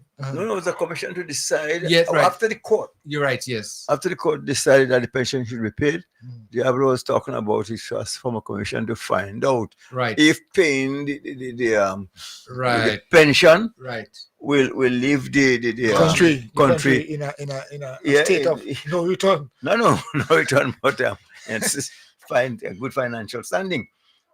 And this time, you know, you have all this 300 or 400 million they sitting down there. That's one of his grievances too, you know. But he said so, you know. I mean, we can't forget. I mean, we really and truly, this thing hurt him, you know, man. Yeah. So, but so, you know, this pension that was supposed to cost the country 400 million and bankrupt the country. So it couldn't be done. Yes. So in order for the country not to be bankrupt, he formed a commission to investigate the financial standing of the country, etc.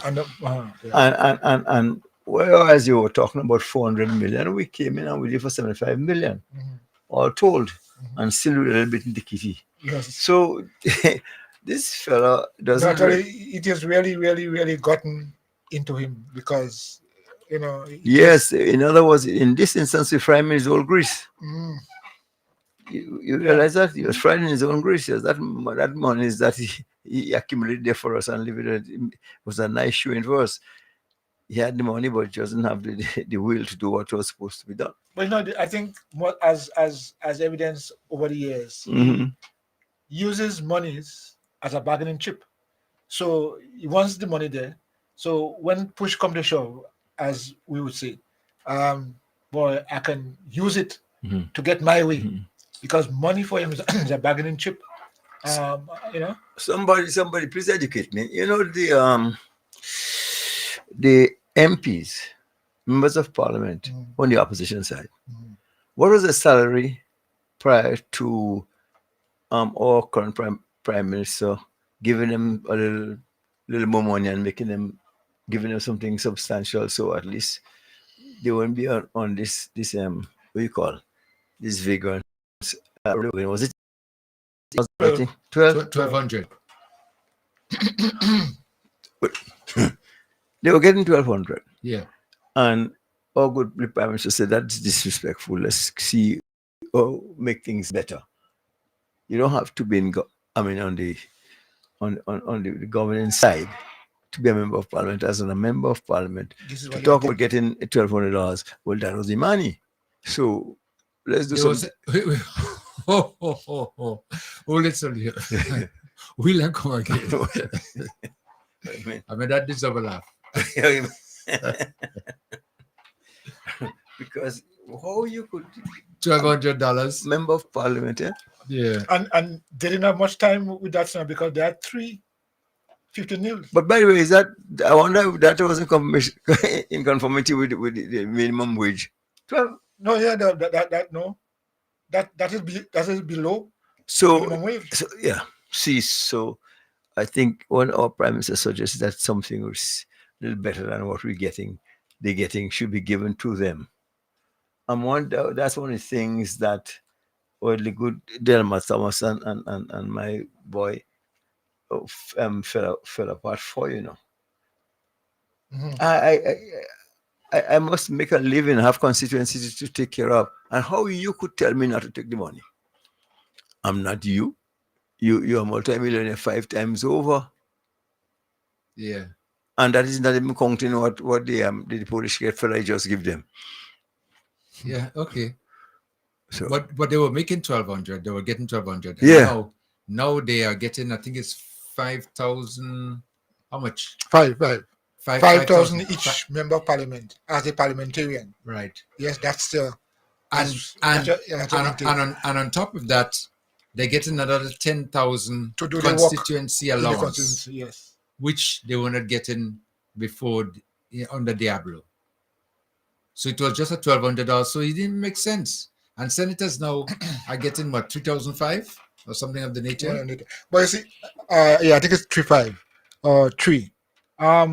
But then again, too, what he has put in place is that the $10,000 we're giving you for your constituency, something that you have to account for. In other words, this is to build the community that elected you, that voted for you, and you now have to go back and service them per se. Mhm. Yes. So you have to account for it. I mean, there would be a time already, I think. Well, they would do some other thing too, and they would have to. They have to account for it. I mean, to make sure that the money is going where it's supposed to be going. Spend the way it should is meant to be spent. Yeah, because accountability. Yeah, and I think that has raised a sort of eyebrows among those on the other side because they didn't like the idea of this accountability. Well, it's like. But again, coming back to what a caring person, you don't you think that your members of your own party who probably in this instance wasn't successful, and they have their daily things to go about and they have to live. $1,200. Yeah, well, that's it. That was it. They were competing heavily. Let me tell you. And I was hearing before they got the increase. I was hearing the story before that, and I understand that when the idea came up in discussion, Diablo says you don't want to be a part of that. Leave me out. Well, he just saying that to try to make the government look bad, but but he get it down, he taking it down, he ain't giving it back though. You saving it up? Yeah. You know. Conscience. Uh-huh. Okay. Now, what's on the table for discussion too, as well too, is that now that you have the opposition sitting there, not participating at all in discussions, supplementary budget and all these things like that for Karakou, and then you're coming out now to make statements that you care about the people. I mean, that doesn't make any sense. You're not telling the truth. You're not being truthful. Which is Is it norm? Yes. No, anything to be expedient, but you have to be truthful. But in participating in discussions to say exactly how much money is needed, what should be done, priorities. Yes, you could even make recommendation and say, listen, I think this let's approach it this way. But you can't. But you're criticizing. Yeah, well, what is taking place, and you don't want to give an opinion. You don't want to be part of the discussion. You walk out. Does that make sense? I mean, but it seems to be a practice. Anything that is, you remember the same thing with the gun situation. Yes. Walk out. I think he had to go to graduation. Some graduation was took priority over an issue of the nature, which you criticizing and saying, listen, it's rampant. It's nothing. Guns, like people dying like crazy, whatever. Do something about it. And you are part of government, and your turn come now to make an input, and you're going to graduation. Not happening. You don't want to vote. Do you remember one time? I think it was after the 2008 election when NDC won. I think all of us who've been around and those of us who study history and so on read. You know what he said? He'll make governance ungovernable. So he deliberately wanted to put spoke in wheels, yes, to create hardship, make it difficult. So what is happening now is a continuation of who he is. Make things hard and difficult. Look at what he done to Parliament, in Parliament. Well, but you realize it's not effective. Well, I mean, in other words, it's like a showbiz. He'll try because desperate. Yeah, that's it. He just can't help it. So you don't have a choice now but to just behave in this radical way. That's all. I mean, that's just who he is from all his time. I mean, and there are other examples and incidences where he behaved in a way, just trying to doing things for doing sake, not any kind of serious, mature approach to life. But to governance. To governance, yes. Yeah, to governance. To governance. Mm-hmm. So, what do we expect?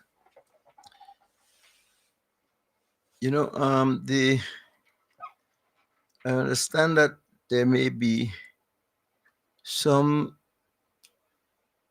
planning, again, the planning committee for Hillsborough. Mr. Mills, were you made aware of that? I think somebody like yourself should have. Well, I heard that as well too, and I don't think that the committee has yet been formed. But the talk is getting, because more louder. Yeah, I think we have to step up on that because I don't want the violators to get ahead of us.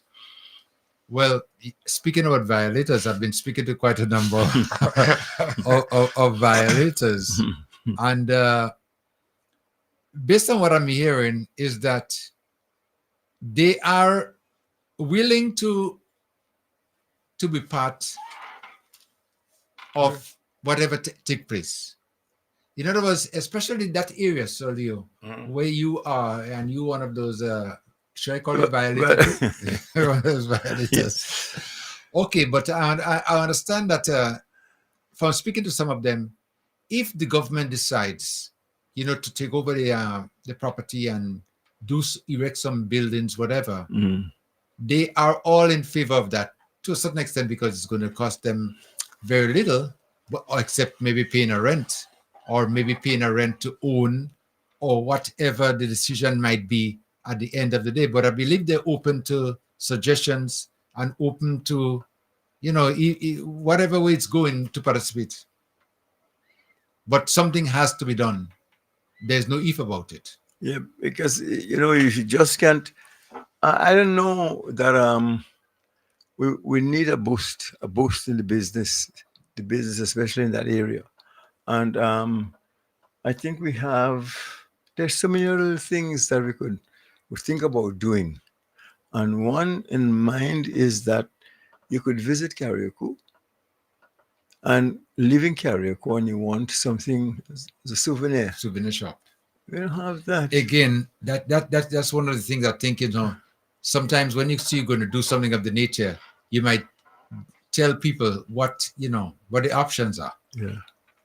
Because everybody, in other words, you get a roti here and you get a roti here again. It's food. Mhm. You only need two roti shops side by side. Or you could get a beer here and you get a beer there. You don't need two places to drink. And that's one of the bad habits of Karakwans, Duplicate. Oh, my monkey see, monkey do. Yes. We don't know. But especially in a town, Yeah. then you could have different set of businesses there, and each one would have the share of business. Mm. But sometimes, people they duplicating. You open a shop here and the person see you doing well, they can put one next to you too. Yes. And then in the meantime, now both of us selling food, both of us selling drinks, and nobody has clothes to wear. Or so something, whatever. Somebody want a souvenir, they can't get one. You can't get one. Somebody take back. Right, yeah. So this is one of the things I think we should be considered in building back. But that is, and there are arts. There are people who were able in the past.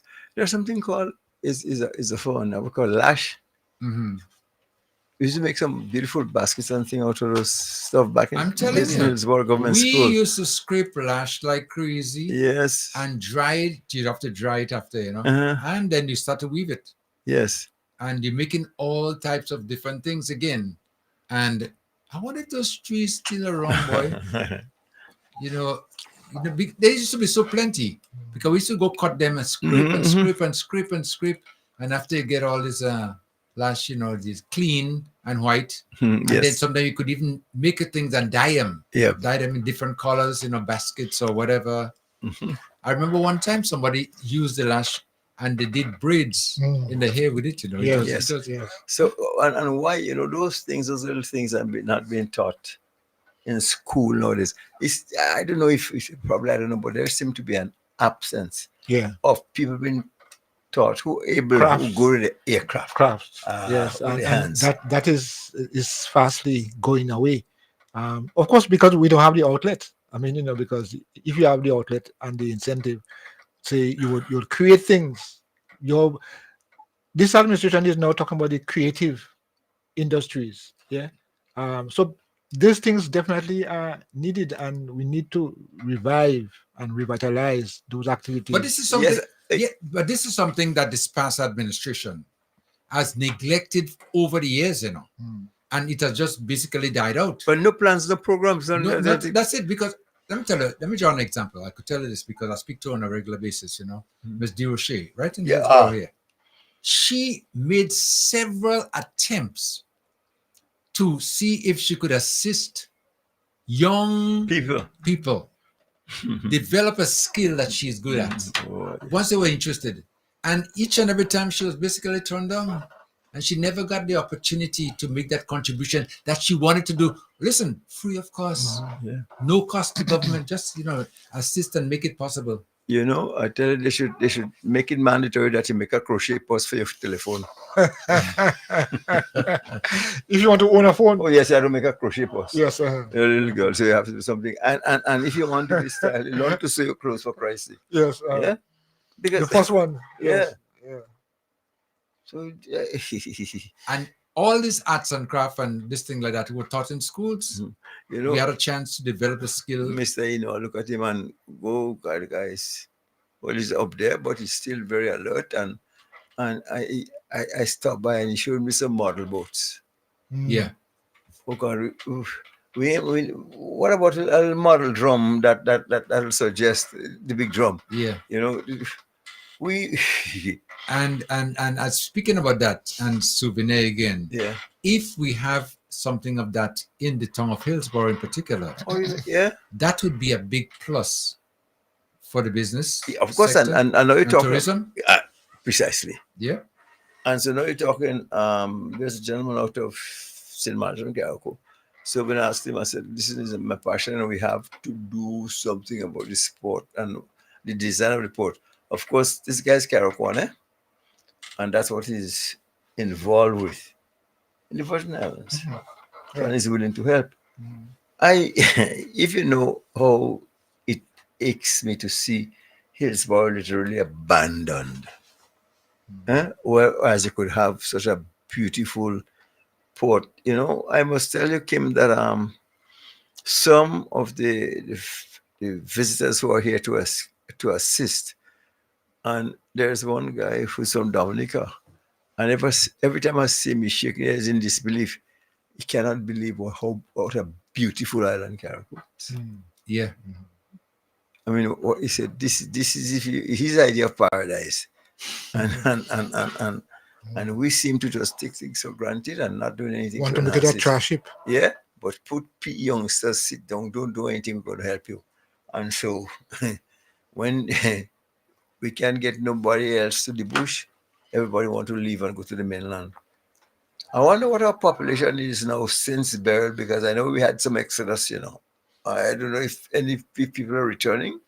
Not at present. We bordering at the beginning before Beryl. The numbers were around 9,000. Very yeah. 9,000. 85 or 9,000. Population of where? Carrico, I'm talking about. We're checking cars. That before Beryl Solio. Before Beryl. Yes. What? That figure's been battered around. But I'll tell you something. Whether or not I know that census. I know. Okay, right. But I'm saying now that after, because you wanted to find out what's the population like. So take it at that gauge, from 9 to 5. 4, 5. Lost. No, because I can't fathom you telling me that Carrico's population before Beryl was around 8,000. That's a 9. What? What are you saying? That's not too much. Yeah. That's not what it is. Yeah, a long time. That's before England and America opened. Look for trouble again. No, I don't have that many people in Carrico. Well, I was trying to see, because I didn't see the figures for census, but I was trying to see if I could give get an idea of how many people in Carrico. And what I based my thing on is that the voting population, those registered, was close to 5,000. It was that is those registered to vote. But we have a high level of young people, under 18. So that's I was saying now. We are reported at least, boy. Well, okay, let's. Right, yeah, but some figures to work with. But the figures to work with, hold on. The figures to work with the voting, those who participate in the process, is just around 4,000. All right? Okay. And then if we take that 4,000 now, and then we're looking now at those under 18, and maybe you might get another, maybe 3,000, could be 2,000 plus, maybe. Yeah, I mean, so I average to be about 6.5 to 7 tops. And that's been very, that's still. That's. Yeah, but okay. So getting an idea. If we're working with that figure, okay. Even if the figure we want to look at is 8, we'd have lost a few. The point I'm making is that a lot of people from Carrico could have left. Not only go to Grenada, but go away out of the state. Yeah. So let's say we have 5,000, 5,000 people around now, and we're talking about workers and laborers and so on and so forth. So you see the shortfall as well. And another statistic that will before you touch on that, hold it up for me. Just let me take a call there. Vibes FM caller come in. Caller. Good afternoon, y'all. Good afternoon, gentlemen. Good afternoon. Good afternoon. I'm listening. Okay. I left a note there about the plans, but I didn't hear it mentioned. when you were talking about the plants, Leo, Yes. I was suggesting that maybe we should get some bread nut and some mammy apple and some and something else. Something else I suggested, but some non-traditional karaoke plants, plants and water lemon, plants that grow on Grenada, but we don't have them here on Carriacou. We don't have them on Carriacou. So I'm saying bread nut. Carriacouans like bread nut. We should grow some. If you can get some plants, I don't know if Benson is listening, but because I spoke to him one time about this, getting some plants that grow on Grenada to grow on Carriacou. Well, you understand? Yeah, but the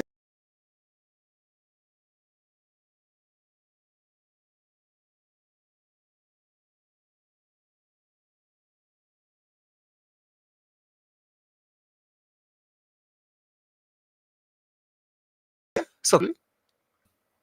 Yes, I can hear you again. Yes. Go ahead. Yeah. No.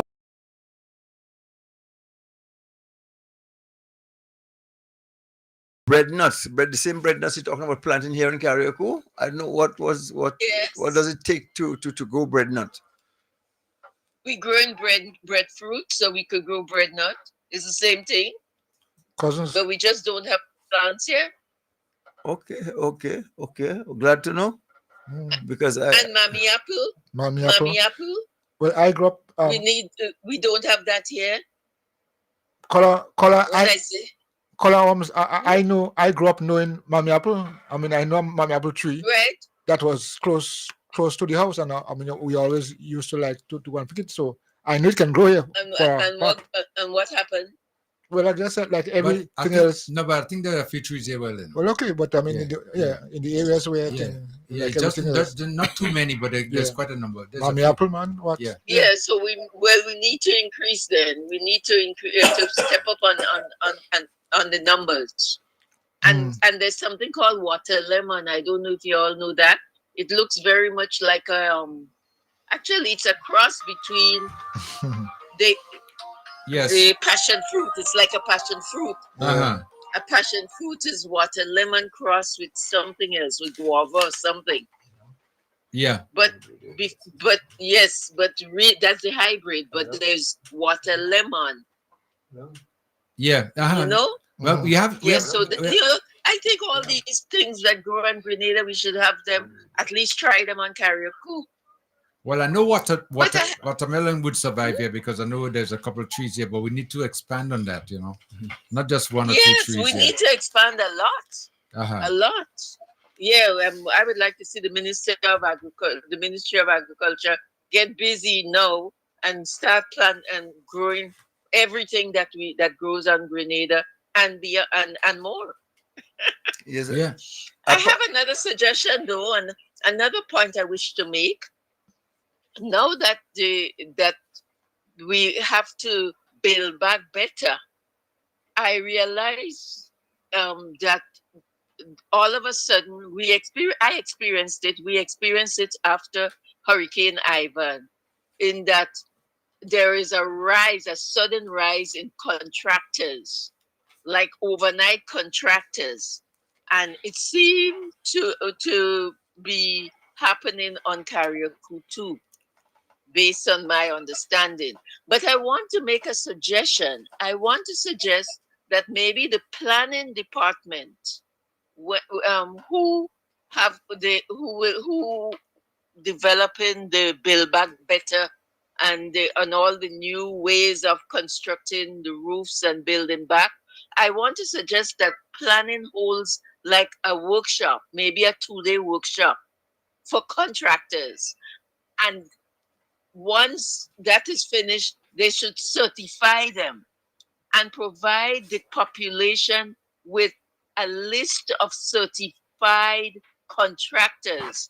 So this way, anybody who wants to rebuild will be looking for certified contractors rather than fly-by-night contractors. You get my point? Well, that is if depends on the type of building that you're going to be doing. Yeah, Because if you it find will that yeah, once you construct in anything, the workshop should be able to incorporate all building contractors. And I'm calling on planning to hold a workshop and and then contractors so that people like me, so if I want to build something, I wouldn't just take you came because you don't have a certificate, but I would be looking for somebody who I know is certified by the ministry. It will help the members of the population Caller, greatly. caller, I don't see it as a physical planning responsibility.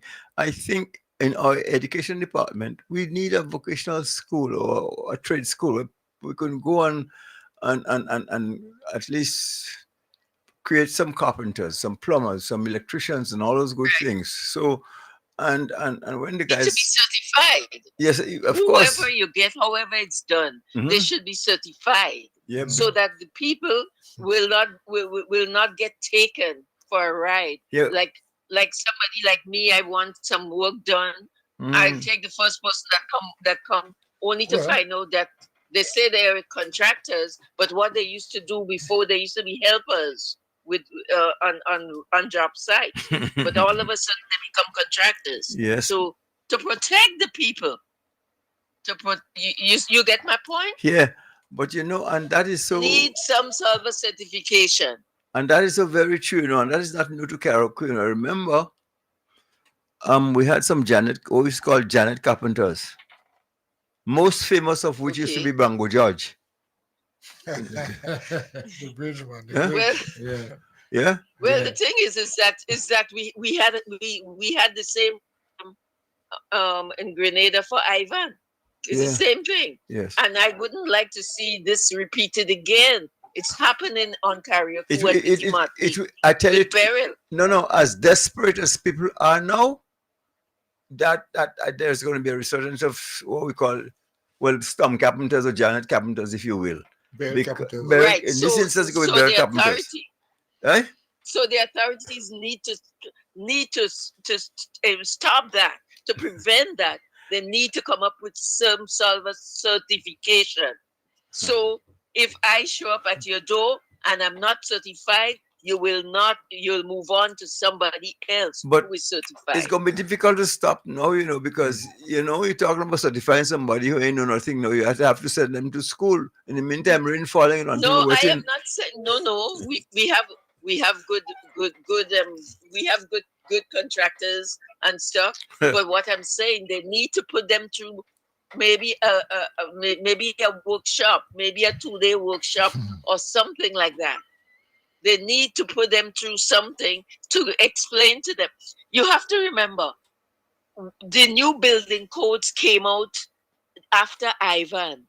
But because Carriacou was not impacted, Carriacou and Petit Martinique, as much as Grenada, their buildings remained as they were. They did not have to go according to the building code because the buildings stood up. But now with Beryl, so many people have to build in order to ensure that they build according to code. I am saying there needs to be a workshop for all contractors. And after that workshop, then there needs to be certification for these contractors before, and then, and only then, would they be allowed to go and act and call themselves building contractors. Caller, I- I'm aware that just less than a week ago there was such a workshop that was it was not held in Carriacou, it was held in Grenada, and it was done by Calais Glean Jr. He is one of the chief engineers. So yes, he's an engineer. I know him personally. yes, I don't know if builders and contractors in Carriacou took advantage of it and participated, but that process is definitely on. And I agree that we need trained people. The Ministry of Works now here in Carriacou, they have a list of certified people who you can go. But you know, Okay, well, people sorry, I'm also go ahead. saying that the responsibility of building back better is also on homeowners. I mean, not because Yes, you but know you have if to the be list is ensured. not published, Milton, I know. Find the out. list has to be published. Yeah. Yeah, but it depends though, Olan. It depends on the homeowner again. Now, suppose like you have a friend or somebody in the family that been doing this kind of a work and could do the work. I don't think they could really insist that you take that person to do your building unless you're going through some financing, and then the requirements maybe from the banking or lending institution might require those kind of certification. But other than that, yeah, I don't know if we'll be able to insist or demand that somebody get a certified contractor. Yeah. Let me tell you No, what. no, Before no. I am caller, not. I'm not suggesting that they demand that people use certified contractors. I am saying there should be a list of certified contractors available to members of the public, so they can decide if they're going to go that route or if they're going to take the cousin because they know him Well, or yeah. he feel he can do it. They give the people an option, but if there is a list of certified contractors, it should be made public. well, unfortunately, that's how it's going to be for a while to come, because you see the people are desperate now, and if those things should be established years and years ago, but instead of those things that make sense, and what we invested our time on our youth and the bush and the money. So that's what we know now. We know to the bush. So Okay. if that, Yes. Okay. I understand what yes. you're saying, but now we see the need for Yes, it. yes, Yes, yes, it's been yes. done. We see the need for it, and and it's never too late. No, to it's, start. it's, You it's said time to that- make a you said start. that Carla Glean. Yeah. Okay, you said that Carla Glean. He saw the need. Yes. You It's, understand? it's, You know, but I am saying that people should have an option. You either wait for a certified one or take the fly by night one. And You know, give the people the option. and it's a serious chance taken to do a fly by night one, because if anything happens, you see, it also Right, but that's affects the your risk. it also affects your insurance, in terms of the quality, because the insurance companies would need to have some quality assurance too, and Correct. so one needs to ensure it's done, and it should have been done a long time. We have had experience here. We have had hurricanes before, but nobody paid attention to ensure that is a permanent fixture. But now going forward, I think it's going to be a permanent fixture, because everything has to be done by Well, standard. I hope so. Well, we should I hope so. we should insist that. We should insist that. Okay. Yeah, but I think that what could happen now though is that planning could come into the picture as they intend to, because they're in Carriacou and they're going to have their own office here, Right. and make sure that whatever assistance that the government is given is done properly. I think they could do some supervision on that. Well, that we spoke about. Right. that- Yes. And that should be happening. But the other thing again, the other side of this situation now is that people are out and the elements are On them. on Fighting them. them, yes. So people I do don't expect I them to understand. exercise patience. So it's a matter of Yes. quality versus shelter. So- Right, but you understand, but Yeah, I it's a understand. risk you're going to take if you yeah. I think So it's I better understand to what you're wait saying, because but the most that we're going to get from it right now is an introduction into things done properly and according to certain standard. We have to start now. Okay. The regulations have to be clear. Yeah. yes. Yeah. Well, you cannot say you have in standard and the people who doing this and the standard and the people who doing it, the contractors, are the fly by night. So there has to be some standard across the board. Yeah. Because I know You we're see, talking. you have to be trustworthy. You have to be trusted. In order to be trusted, you should be certificated. And caller, another problem that we have here too, you realize too, is that the labor force is limited. Yeah, because that's why I was just challenging my colleague and telling me the population of Carriacou. I didn't realize if we have that many people. I didn't realize we have that many Kimbookings around here. Because no. You have that many idlers. I thought for a minute that we didn't have people here, so that's one of the reasons why I couldn't get anybody to work. But if you have 8,000 people and that many people, our workforce should be a little bigger than it is. Most of them are on the sea, though. Who? Most of them are fishermen too. Caller, go ahead. Yeah. Yes, I find I would have expected that some of the contractors and so from Grenada would come up and do some work and fill that void and try to build back quicker to help out Carriacou and Petit Martinique. And if there are not enough contractors to come and help Carriacou and Petit Martinique, then we will have to look further abroad for people to come to help. Yeah. Well, one of the problems we have, caller, as you realize too, because of the accommodation when you have to import these people coming up, and so Leo, you spoke about that too a while ago. I mean earlier on, in that we don't have place to accommodate the workforce. Yes, but we need to import. We need to bring them in. So we're sort of stuck here. That's why Grenadians should come first.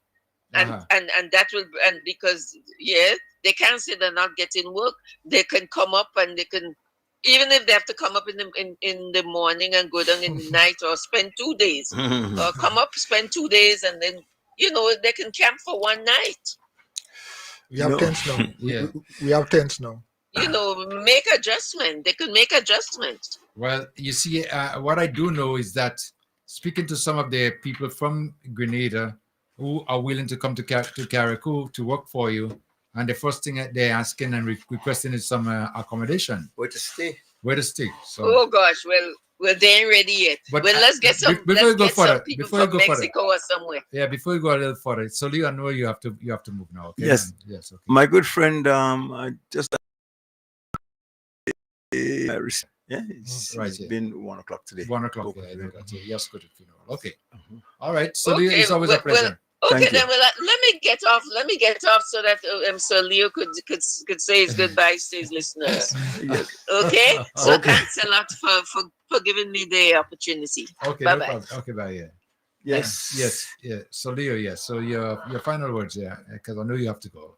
But just for a short while, I'm going to go to the funeral, and then I'll be away for a couple of days. Yeah, couple of weeks too.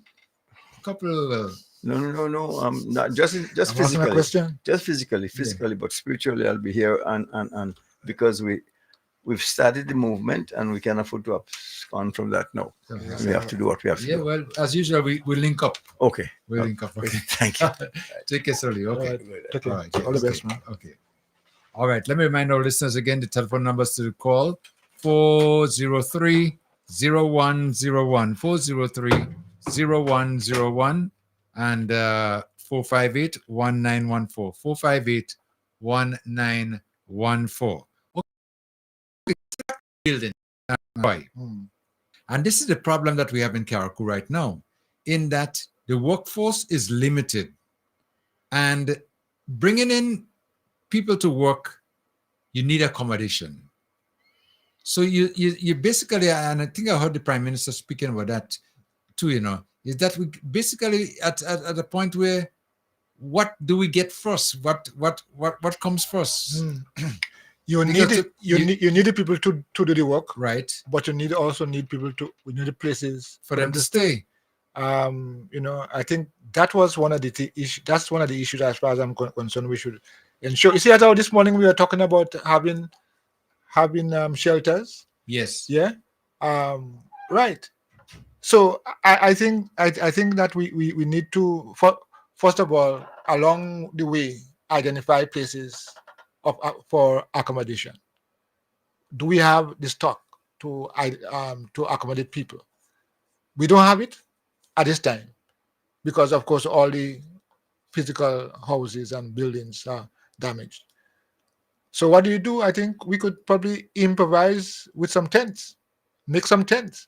I mean, this situation warrants it because we are in this condition. And if you are coming to build to assist in the building, yeah, I think we should, for a short while, it wouldn't be forever, build some and then use tents so that at least we can deal with the accommodation space issue. But this is a case of emergency. Yeah. Tents. So now. So you're saying we can build tents in emergencies? I'm not saying you can't do that. I'm just saying, I mean, it has to be done. Whatever decisions you're going to take, has to be done right away in order to solve the problem. Yes, or at least to get some sort of relief. But like I do know, we stuck basically because of accommodation, and our workforce already limited.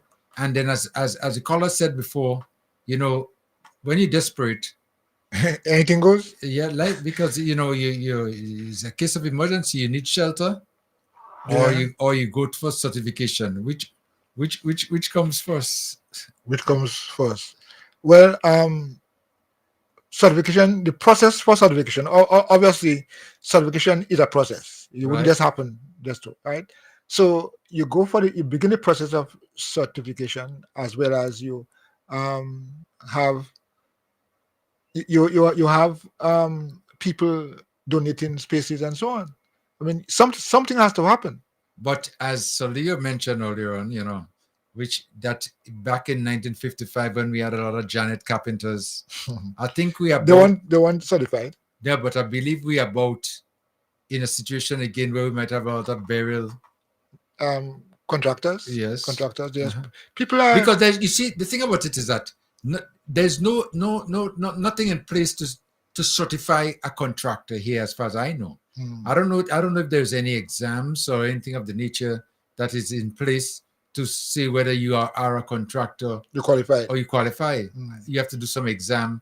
Like I know, like with the wireman, you have to go and do electricity. Right. You have to go and do that there. To be a driver, you have to go a road test and things. Whatever. But to be a contractor, yes. I don't think there's anything in place for that.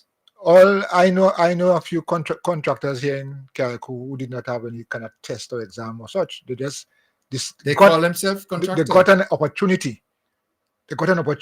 And they just went ahead. And those who were in authority gave them go ahead and they learn. Well, I would think that they would learn they get the experience along the way. Yeah. Yeah. But what we're saying and what the last caller said is saying is definitely correct. We need to ensure that happens. So if we are to find ourselves in a time as this again, we will not be left back by not having quality work. I mean, one of the concerns I'm hearing this administration is saying is that the quality of the work, the quality of the houses left a lot to be desired. The quality of our buildings, right? So we need to solve that problem now by ensuring that people who are doing it are qualified and are able to follow rules and regulations. And that's why we have the national, the people who do the checking for the buildings. Yes. Planning. Yes. Yeah. That is what they were established for, to ensure that these constructions are done in the proper way. Now, when in the past we used to allow anything to happen, planning was there, yes, they existed, yes, but we allowed anything to happen. In them is who you know, not what you know. Yeah. So we have to get this, do it right, and of course it don't happen overnight. That process. So we just have to now ensure that all those things are in place. And if they were in place then, we're not having all these I'm problems. just wondering, and whenever I do get in touch with planning, I think I have a question to really ask them about that, because is there anything in place now? Suppose I've decided I'm going to build myself a house, my home, whatever.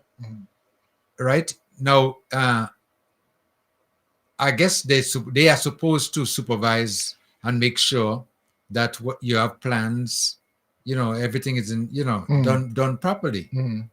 But I don't know. I've not been seen getting the presents. I asked them, that same question. I call them and I ask them. I said, listen, we are in a desperate situation here. Are you going to waive the rules so that the people can be covered? No, they said. No, we sticking to the rules. No, what do we do? They said that they are sticking to the rules. They ain't waiving anything. Not temporary. Well, of course, in some cases, like the electricity, they have temporary stuff. But no, they would adhere. They would insist that we adhere to the rules. Well, I mean, how difficult it is. Vibes FM, caller, come in. Hello. Yes, Tim? yes, go ahead. Yeah. Afternoon, Leo. Afternoon, Koi. Afternoon. I know you're talking about the homes for the builders who come to help Carrico, yeah? Yeah. You know the marquees. I know you're talking about the tents, yeah? Yeah. There's the marquees, like you could say it's like a house, yeah? And it also has the artificial flooring as well. They come in 20 by 20. You could make it 20 by 30 or 15 by 20, all different sizes, yeah? Yeah. You could, how much rooms, basic rooms would you say, 20 by 20, how much rooms would that give you? 2 rooms or 3 rooms? 2 rooms plus the other. 2 rooms, yeah? Yes. Okay. These things, you could say it's a house. It comes with the flooring as well. So if rain comes, you won't get wet inside as well. Uh-huh. Some have windows as well. Okay. The only thing you will have to add is toilets. So I think that's an option you all should look at. Yeah. You understand me? Yeah. Yeah. And I know where to get those. Okay. Okay. But caller, you mentioned that you will not get wet because of the flooring. But I think how strong they were going to be with winds. Well, also, Koi, it comes with additional pins, hooks for the sides as well. So if wind come, you pin it down, or you could use sandbags. Yeah. Well, no, I'm just asking in terms of of its yeah. Okay. No, well, I don't know if it's like you go withstand like 90 miles, 100 miles wind, yeah. But if you got the average size wind, it comes with hooks as well, so you can hook it up on the sides as well. Yeah. So to protect it as well. And you could do some adjustments as time goes on. Yes, you could do some adjustments. Yes, yes, and it comes, and also, but it will be extra for that as well for the hooks. All right. But you could design it in a way you could use the ordinary sandbags home. Yeah. Right. Yeah. And it comes like 20 by 20, or you could join up 20. You could make 2 like 20 by 20, make it by 40 by 40, or 20 by 30. You know. Yeah. And you could just position them with some shades or something. You know what I mean? Yeah, It's temporary. Okay. Yeah. Okay. Yeah. Yeah. And it comes with the flooring as well. I was Kim. Yes. Okay, please call me. Yes. Check my details. Call me. I'm gonna send you a sample of those. Okay. Okay. That'll be great. I'm looking at you. It's important, yeah. All right. Okay. All right. Do that. Okay. Thank you so much, Jay. Okay. All right. But as you just speaking there, Koi, I know that we recently had these people from the UK in Carrico here, and they had about 600 tents, 15 by 15 approximately. Yes. And they were sturdy. Yeah. And they were no flooring though. Yeah. But they were giving you, I think, 2 solar lights and 2 pot sets, kitchen set, and also some of the things that they were giving you. But the idea is that if you were to set this up, I would imagine this would be for like local people to use temporary. Yes, it's But- already a temporary thing. Yeah, but if you're bringing in people to work now, would they, I'm talking about workers, would they adhere to those kind of conditions? I mean, would that be, Yes, it's a good acceptable? question. Yes. Would that be acceptable? Yeah. Because I mean, they need nice place to shower. I mean, the toilet maybe could have some portable toilet, that you could use. But people's comfort sometimes is important. And it might even make them work better too. The conditions that you're in could incentivize you. But yeah, I think that's a serious concern. The area of accommodation, and even if we are bringing, if we are to bring in 300, 400, 500 people on the island to work, specifically to work, we'll definitely need places to put them. We cannot put them in schools because schools in session. And we need our schools. Where can we? I think these are things that we need to put on our planning list. How can we respond?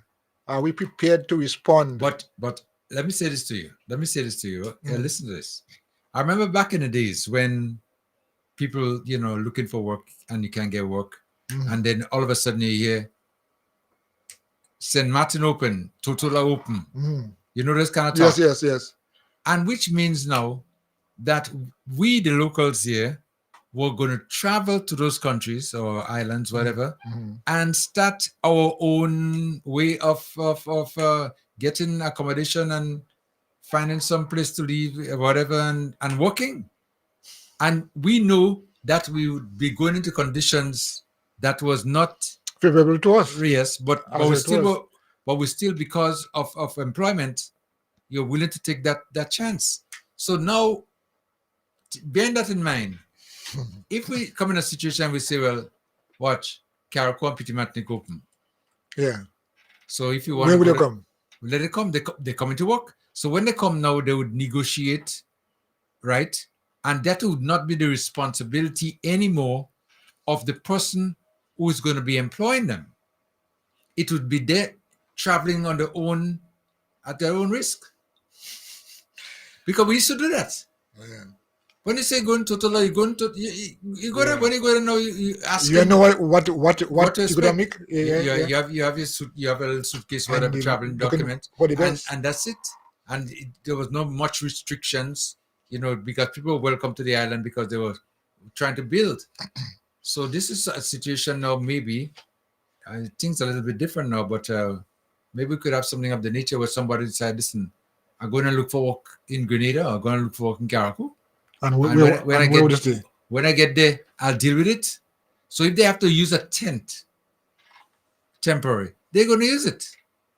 Or if maybe some person want to box up a little something temporary for them to use, they're going to use it. And in time to come, they might end up staying and maybe end up building and get some more place comfortable. And all of a sudden, you're going to have an influx of these workers in Caracol, and there will be no problem with the workforce anymore.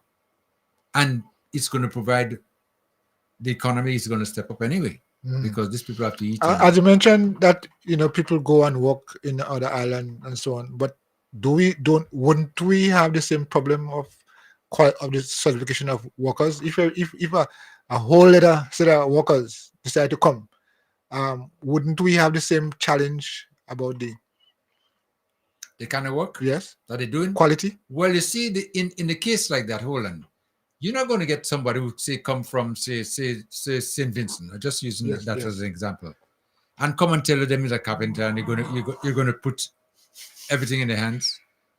But they would come in now as being maybe qualified, but you don't know. They might show you papers, you don't even know anything about that.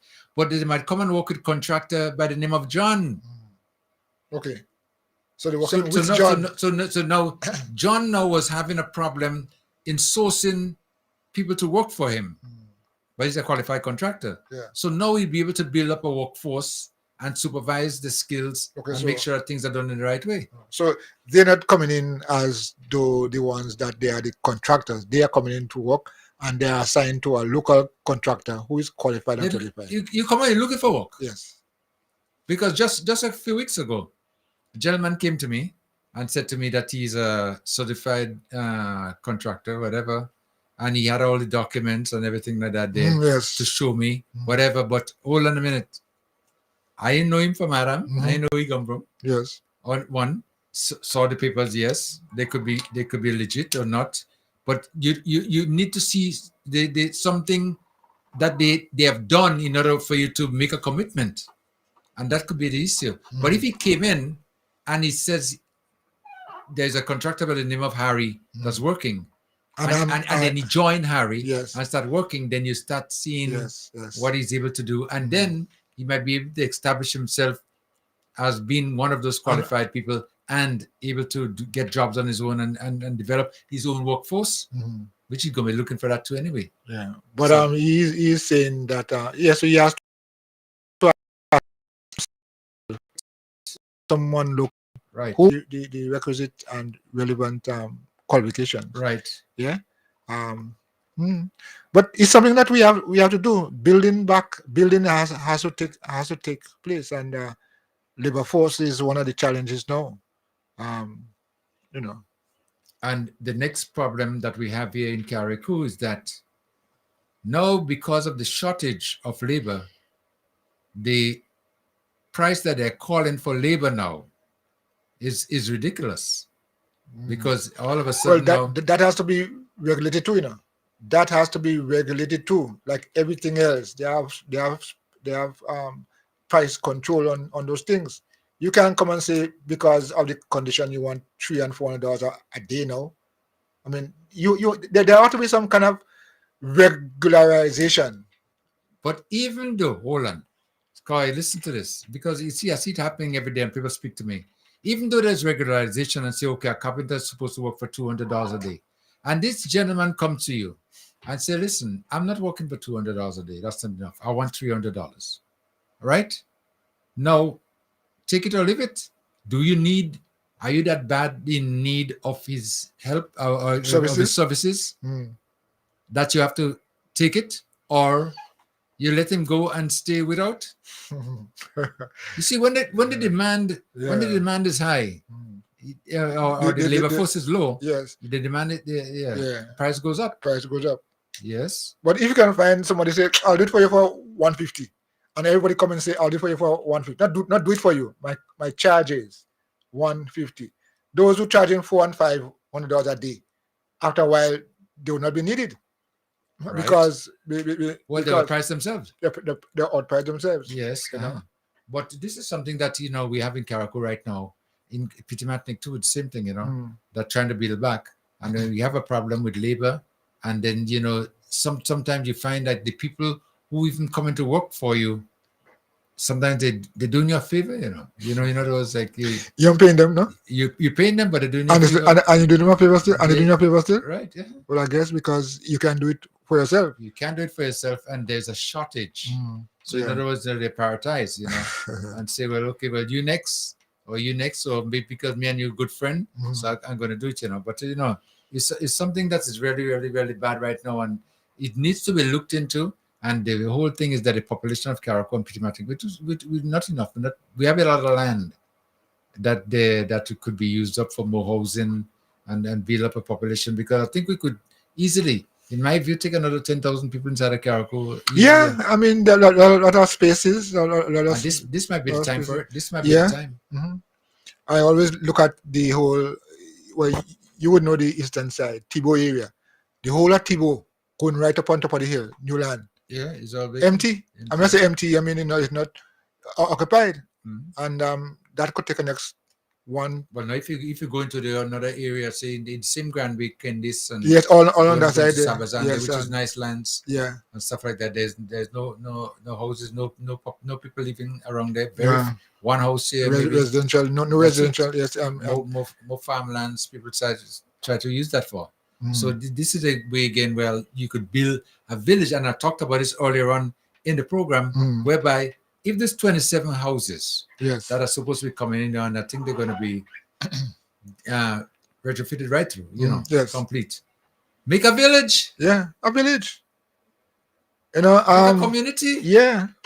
And then you could space have, is available is the right, point. and then now in that community with its 27 houses, then you're going to find employment as well too, because our business space might decide, well, listen, I'm going to put a supermarket Certainly. right in the area here, because if you have all these people living around in this area, Health, a health center might be necessary there. Right. Schools might be necessary there. Yeah, families growing. Yes, so it is something that definitely can be should be looked at in going forward. Yeah. Yep. And that is just one aspect of the assistance being given by this Trinidad company.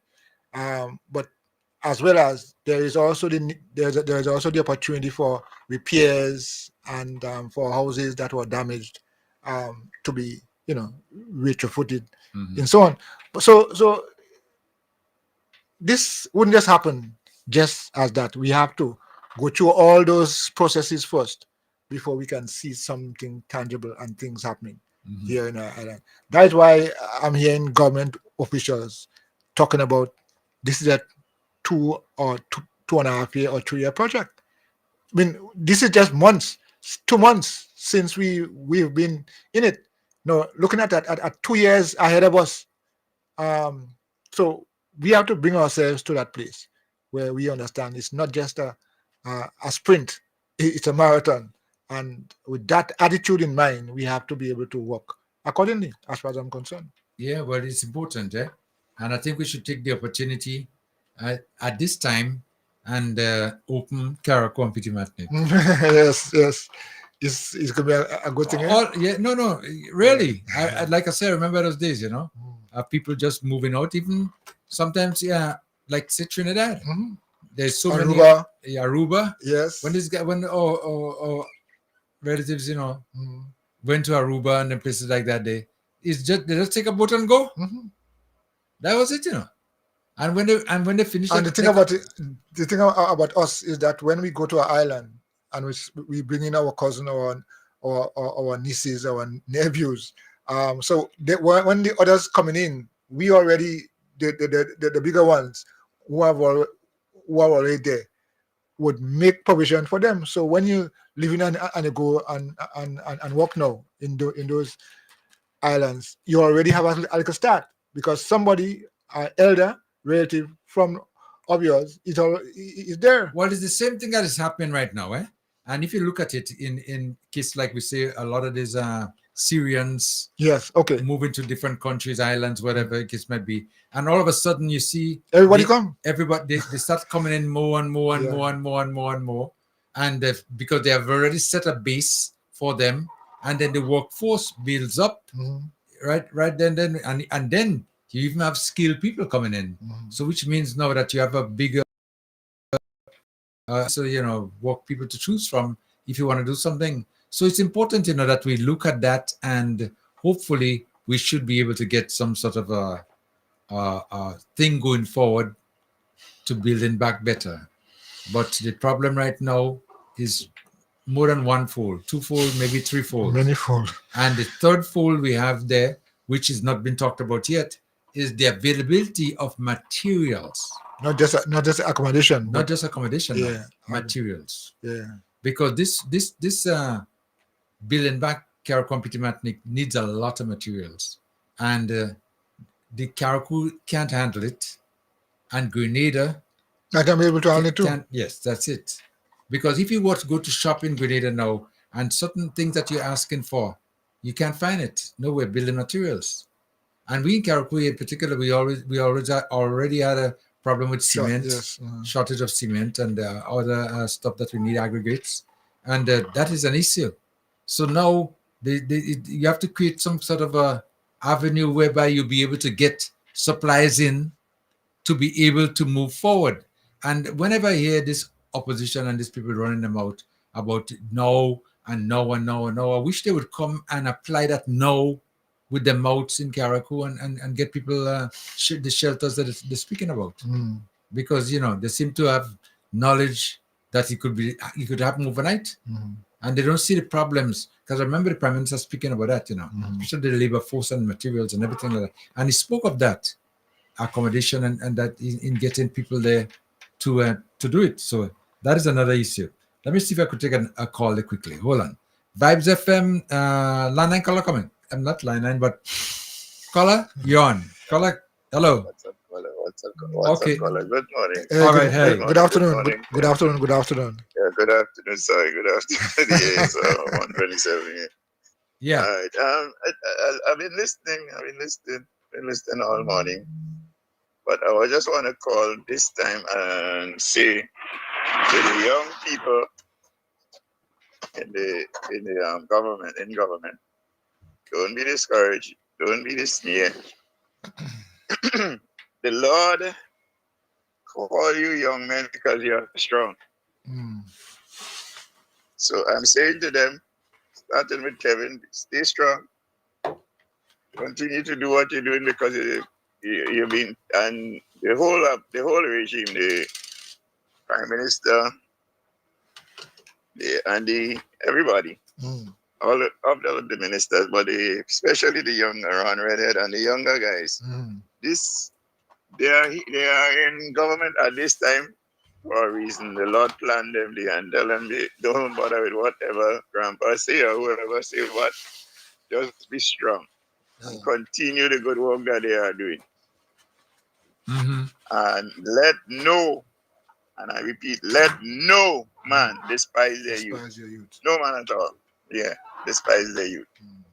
Because we know that there were young people God chose in the past and put them in position, as Josiah was king when he was only 8 years old. Precisely. Yep. For those who follow in the scriptures, David was a young man when he became king. Yes. He was the youngest of how much? 10 or 11 brothers? 11. So don't feel any way and don't let any man, including Grandpa, despise the youth. Just do what they have to do and say what they have to say when they have to say. Don't be afraid to say what they have to say. Because I don't know. Kim, when we were growing up, we wait for everything. We wait for everything. But I think this generation gets so accustomed with instant. Yeah. Yeah. Instant Kool-Aid. No. Instant coffee. No. Instant this and instant that. Yes. But there are certain things that cannot become instant. And this is one of them. The destruction of Beryl and what this has done to Carriacou and the north of the island is not an instant recovery. We cannot have an instant recovery. We have to plan it. And as I'm listening to you guys talking about the importation of labor, we may have to even do that. Yep, that might I be. remember after Ivan, they had to import labor from all over the place. Even Guyaners, I remember a team of Guyanese was working in the south of the island, building back. Yeah. So whatever it takes and how much it takes, and I should say that when I got my insurance money back for my coverage for my house. My house was destroyed partially, the roof mainly. I didn't wait for government. According to my friend from Happy Hill, they came, they measure, and that's all they did. They took all the measurements and go there. I never heard from them after that. I went ahead and I had a contractor that did about maybe 5 years prior, did an extension from Happy Hill to. I went to him. Yeah. I went and scouted him out and asked him to put in some space and time, because at that time everybody building back. Right. And he did put in some space and time, and I was familiar with the guys because they work on my mission. So when he sometimes he's not there, but a team of them come and they will work until we finish building back. And before Christmas, for my son's birthday, the 14th of December. Everyone running, I got the electricity connected before his birthday, and we celebrate his birthday. Right. And all of that, yeah. My last son, his birthday was the 14th of December, and I remember On my body, it was the 14th of November. We had no place Okay. to stay, but by the 14th of December, I promised him, I said, boy, I'm going to get your electricity back before your body so we could celebrate your body. Okay. Anyway, Yeah. I want to reiterate to the young men, all the young men. I mean, when I say the young men, Andrews is a young man too, you know, not Yeah. referring to him as old. Okay. Yeah, he's just a senior young man. Okay. and my good friend Philip is Young man too. Yeah. Yes.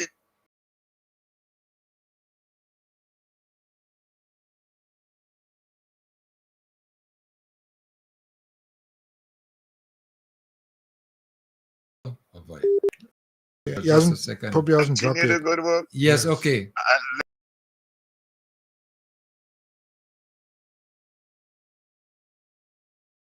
Especially Grandpa. Okay. He could be the father of what? Yeah. Even right now, you know, once a man, twice a child. Yeah. He's like a child. He's like a child right now in old age. Okay. And throwing up tantrum. You know, when the children want something and they want it bad. Yes. And they just, You want to keep leadership and you want to keep leadership and you want to be the charge of the parliament again as the prime minister. Yeah. But you're throwing up a tantrum just to get it. Yeah. That's what it does work. That's work. Okay. Anyway, have a good week, man. And okay, we'll man. talk again next week. All right, thanks. Thanks a lot, caller. Thanks. And just so you. Yeah. We're looking forward to see him coming up this week. Yeah. He should be there. He should be there. All right. Yes, take care. Okay, bye. As a scholar, let's talk about tantrum, you know, and the behavior of some kids sometimes, Koi. I remember, you know, sometimes when we used to want what we want and our parents deciding giving it to us, we start throwing everything out of the house. Everything out of the house. Yeah. Pots, plate, anything you catch. What a cause that into it. I mean, come on. I mean, this is not a psychology class, but I mean, for someone who doesn't get, you do not get what you want, not what you need. Okay, I ain't thinking about want and need, but you don't get it, and your reaction is to just mash up things and just throw things here and just pull down things and so on and so forth. What caused that, and what that is for? I mean, again, you can't wait. The idea, you can be patient. You want it now. No, yes. I have to get it now. Yeah. And I've seen children with and parents and parents did not or deny them certain things, and it's just because they would just go on a rant about, you know. So what causing that? Lack of patience? Well, not only patience. You know, I think it's a. I don't know, because I'm trying to figure out, you know, why people behave like that. It's a childish behavior. Just leave it like that. It's a childish behavior. Okay. You know, you just didn't get what you wanted. You just get vexed and you just started to throw everything all over the place. Push down the chair, you know, turn the table over. And you don't care if it's breakable or not. No. You know, that not your concern. That's grandpa behavior. You throw me out. Yeah. You know, do what you want. Do what you want. Yes. You know, that's it. I'm moving. No. And that's what been going on with him for the longest while. And he tell me to say sorry. I ain't saying sorry. Not at all. To who? No. I ain't withdraw. Withdraw your statement. And no opposition. I said this is what was said and heard by people. And therefore I cannot withdraw. The member cannot take it. Then we shouldn't be here, as I said. Honorable leader of the opposition. If you could not take it.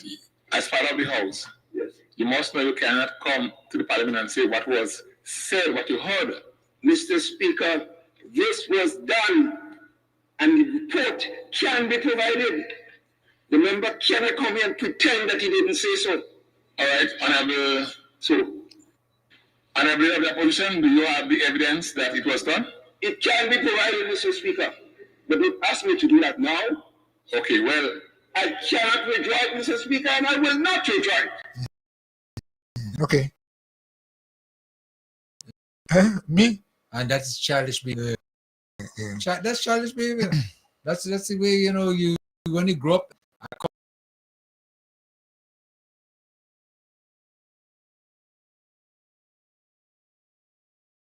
even when you reach that Yeah.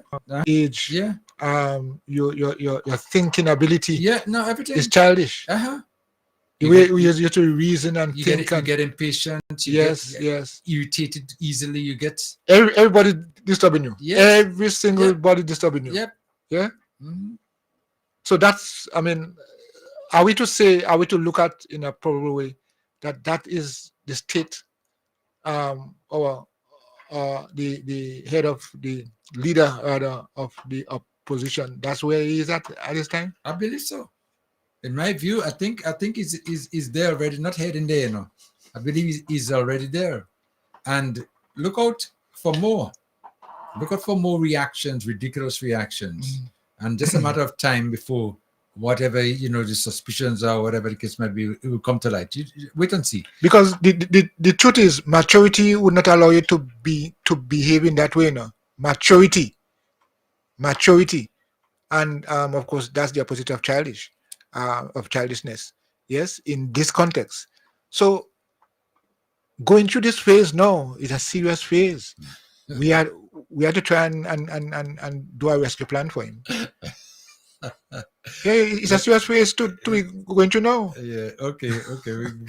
There's something else I want to talk about, but let me just somebody asked for the telephone number 403 403-0101, 403-0101, or 458-1914.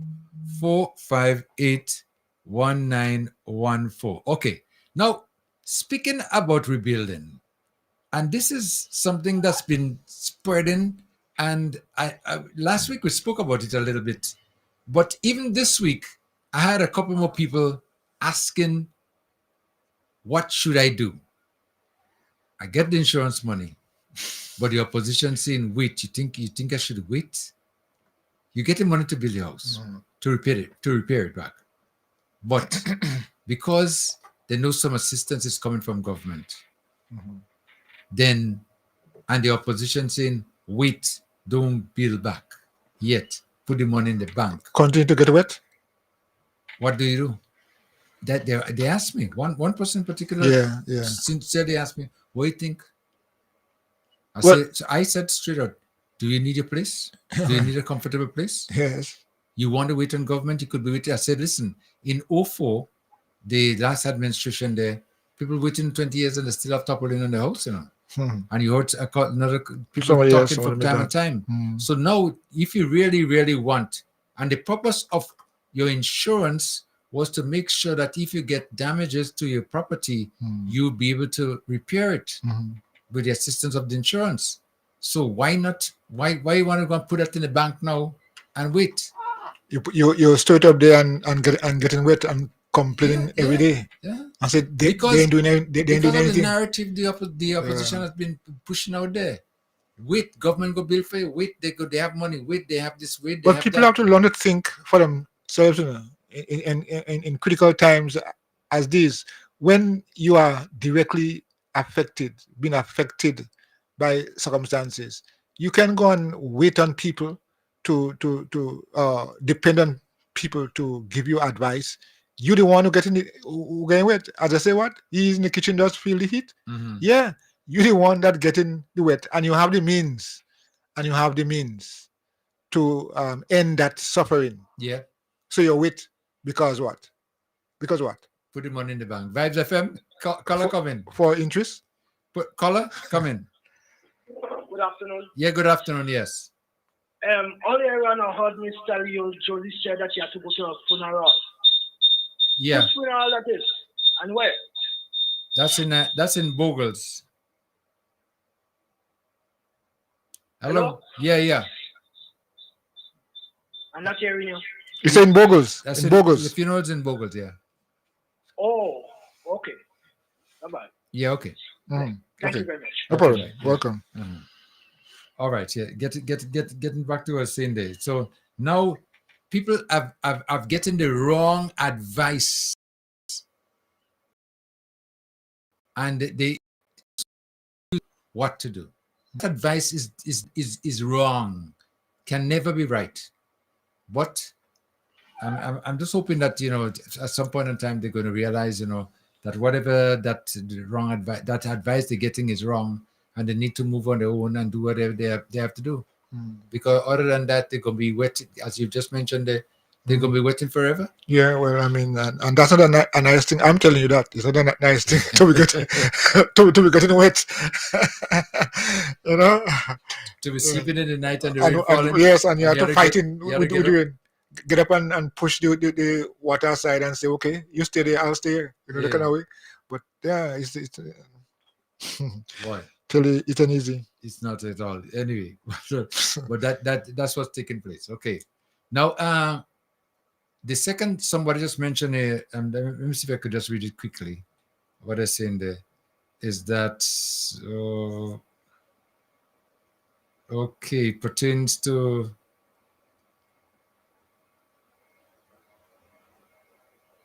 okay.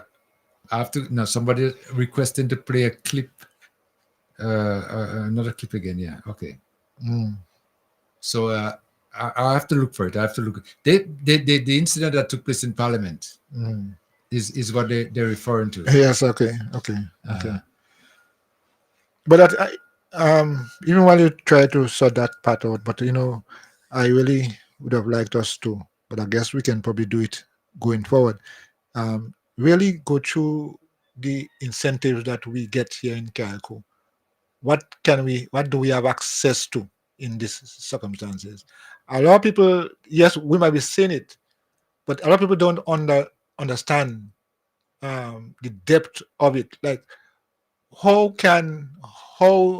are the government apparatus helping us during this time? So, for example, do we don't have to pay? Do those people who have to pay annual taxes, rent and so on, taxes rather, they no longer have to pay. They are waived. Now, people might not look at that in any way, but the fact is that you are saving $3,000 and $4,000 can be used somewhere else. So that can help. So as we go forward, we need to explain some more to the people the importance of these things. First of all, they have to understand what it is, because a lot of people at times don't understand what it is and how they can access it.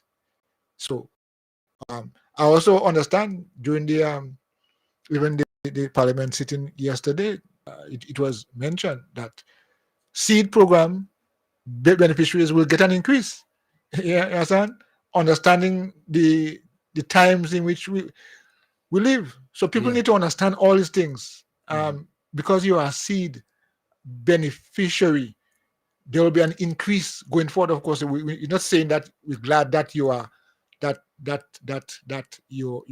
you are vulnerable or whatever.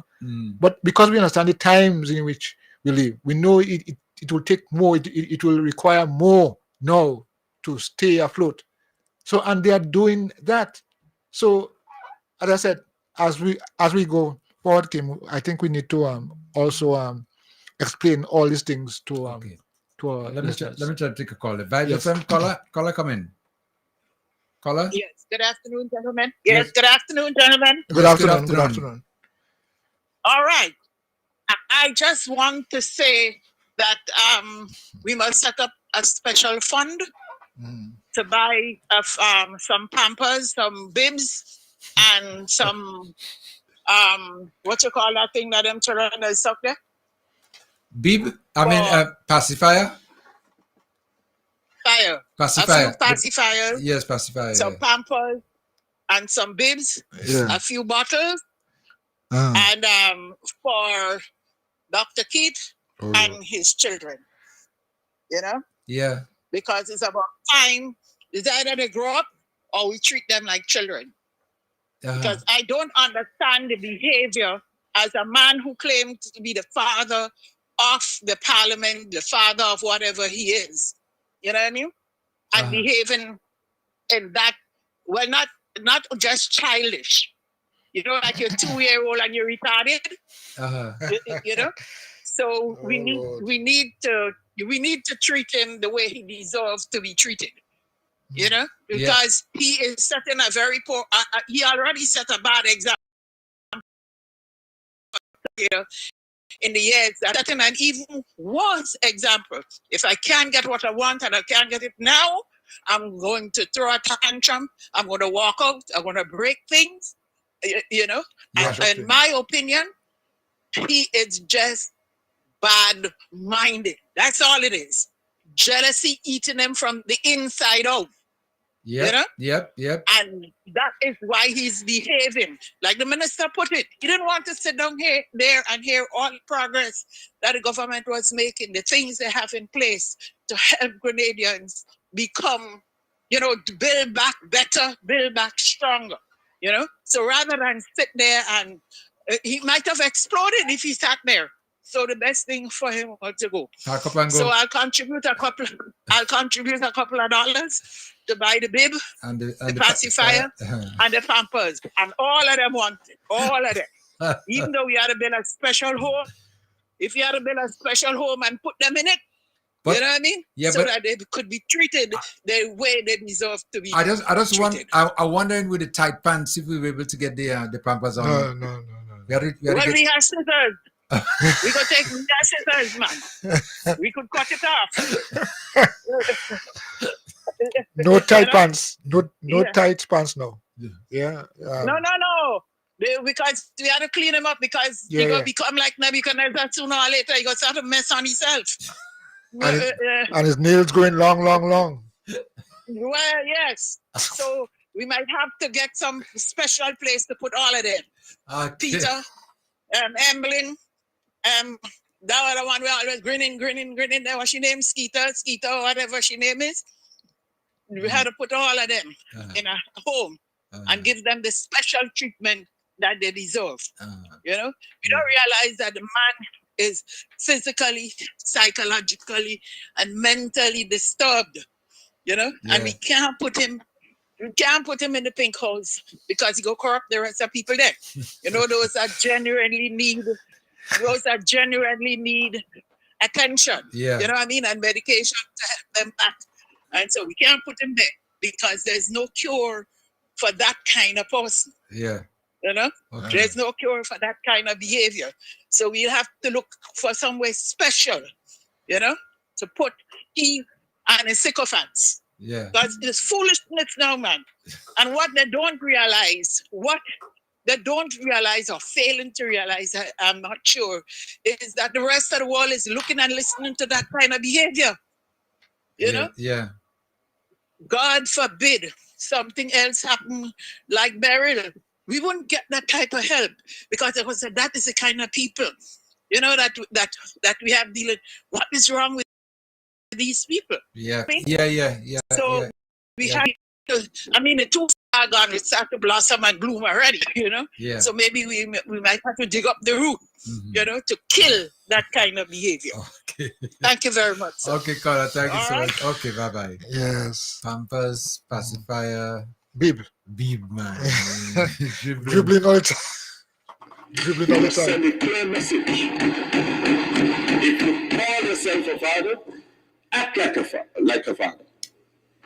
Be present in the lives of your children. So you call yourself grandpa walk out with all his grandchildren, Mr. Speaker.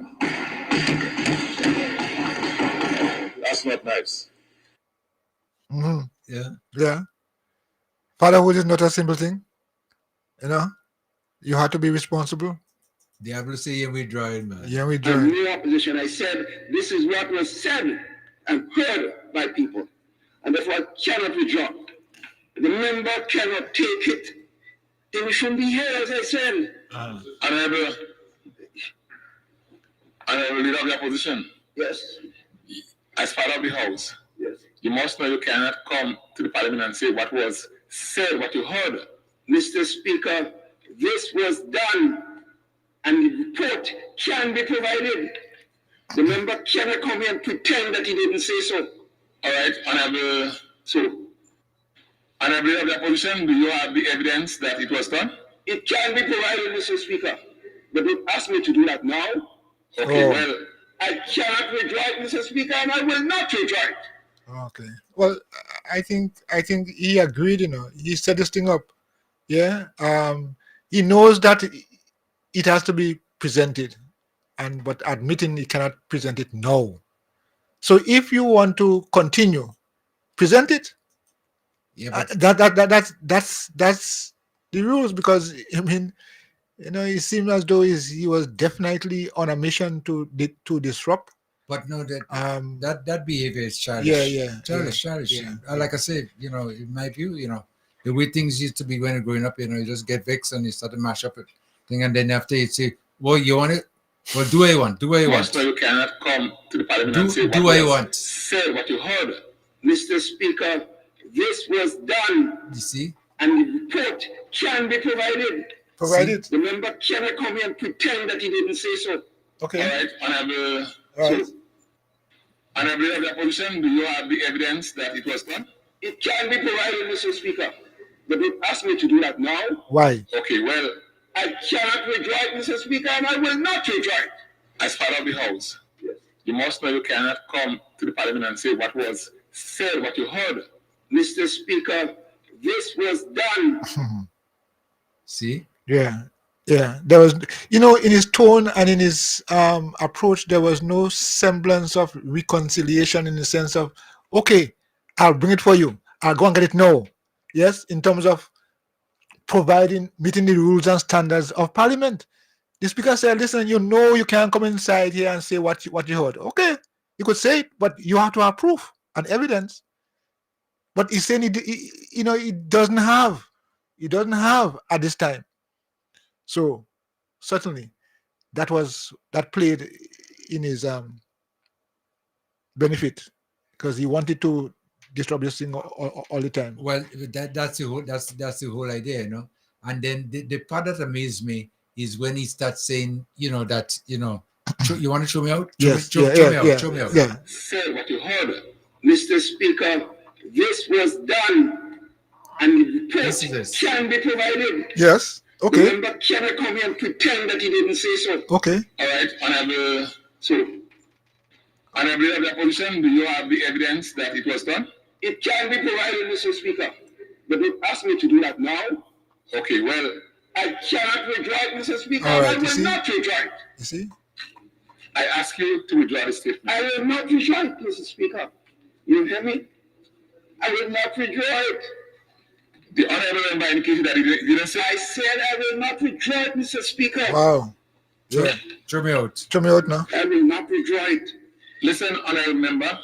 This is you need to withdraw it if you want to continue your All right. I will not withdraw it. Do what you want. Okay. Throw me out. Yeah. I will not withdraw it. Show me out. But Tim, I will not withdraw it. Listen, honorable member. This is you need to withdraw it if you want to continue your I will Continue. not withdraw it. Do what you want. Continue. Throw me out. Yeah. So the Speaker saying, if you want to continue, okay, bring the evidence. Bring the evidence. And he's starting to get up about he's not taking it back. Withdrawing, rather. But there was a clear path there for the solution of this problem. Just bring the evidence.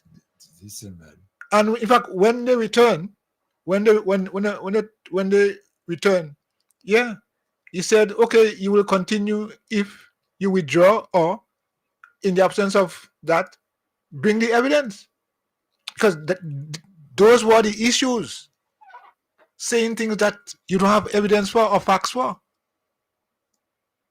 But, like everything goes, he wanted this thing to mash up. And then the Speaker came back now and said, that's when he decided to walk now. Yeah. Thank you, leader of the opposition.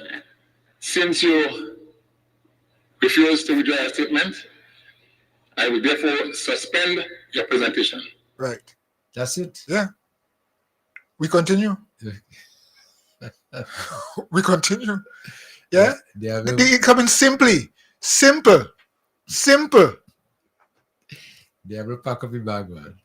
It's like a plain marble. And you lose one. You lose one. You then grab all the others in the ring. And you realize that game done, man. Game done, man. I'm playing again. Oh boy. Anyway. we gotta wrap it up now. We're gonna have to leave it on but that. it is. But it's amazing, the kind of behavior we've seen there, and I just hope somewhere along the line, still hoping for the best, that good sense will prevail, and you're going to come to his senses, hopefully, at some point in time, to realize that. You know what the caller a while ago say What? about how what they need, what she needs, what she is contributing towards the baby and these are just these are just childish children melee things, and it's sad that we have to be put through a thing as this, really. Well, what are you going to do anyway? Just see, we have oh no, I can't take that one now. We got to start to wrap it up because we have an appointment. But I would like just as how we started this morning with this issue about education. I think it is important that we understand and that we try to get to the bottom of these things. Just for parents, teachers, of course, the press conference this morning talked about school for Carriacou and PT Martinique will be reopened in 2 weeks, or rather, there will be a 2-week period late. 2 weeks, yeah. Yes. So, of course, we know they have been always been looking forward to the opening of school. I think the second or so of September. No, this would not be so. So you might have to rethink and replan. I know with that also came a lot of people from Carriacou, a lot of parents from Carriacou. They're now sending their children in school in Grenada. I know a lot of parents who have already registered their children in school in Grenada. So even if they were planning to begin in the regular time, which of course, as one can see, they have already gone ahead and organized their children to be registered in schools in Grenada. So those of us who remain here and have to deal with the system, we have to understand that we have to work harder to ensure that all these things that we supposed to be having, that we should have rather, we need to put them in place and try to see how we could understand. But if I were to just interject there for a second, and this is the way I look at it, So we have a situation on the island right now where schools may not open in the time they're supposed to, and the situation is not normal. But I believe, that we as parents should take the initiative and groom our children to adapt rather than run away. Adapt. We ourselves can't adapt. So we have to teach. No, we have to learn that it's important to adapt to situations. Because things don't remain the same way all the way. I know one time, when I was growing up, we sleeping on the floor, and then after a while we start moving from the floor and we start sleeping on some pieces of bed, little clothing that they give us to sleep on, and then at a certain time again we start moving up and sleeping on a bed, with a fiber mattress, juking me up like crazy and all kind of thing like that. And then until I reach a certain part, and my mother buy now a Siemens mattress.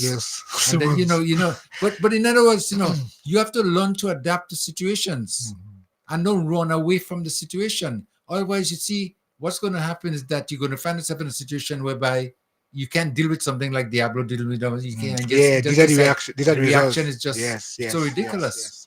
But you have things don't remain the same all the way. I sleep on, even not too long. I remember one time we did a little bit of a camping. I sleep on the ground. And I say, wait, boy, I used to sleep on this thing all the time, boy. My skin never used to hurt me like that. But anyway. But I agree that. Yeah, you have to adapt. You have to adapt, learn to adapt. And so taking kids out of Carriacou and send them to Grenada, in my view, I think we're missing a little part of helping kids to teaching them to understand. Yes. In hard times. In hard times, difficult times as these, we have to be able to stand up. Adapt. That's it. It will last forever. And not even that. At the end of the day, it's going to be a conversation. You know, Yes. it's going You to be a see that's how conversation. you and I now having the conversation. Yes. What happened then? Yes. They will be able to have a discussion Yes. among themselves and say, boy, you know, I remember this, I remember that. But at the end of the day, they survived. Right. And then it gives them the opportunity to learn now to appreciate. Yes, yes.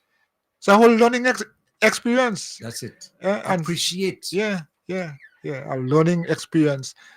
So even though school is going to be closed until then, you know, it is not normal times. So let us use the opportunity to engage our children, ourselves, in the art of adapting to situation, no matter what comes in life. Definitely. And that's going to wrap up us for today. Yeah. The views expressed on this program are those of the host and guests and not the views of this radio station. And that's going to wrap up our program for today, right here on Vibes FM, Speak Out Unfiltered. And we want to thank you so much, those of you who participated in the program, those of you who listened to the program as well, whatever way it was. Thursday from 10 a.m. to 2 p.m. So until next time, I'm your humble servant, your king. Always, it's been a pleasure.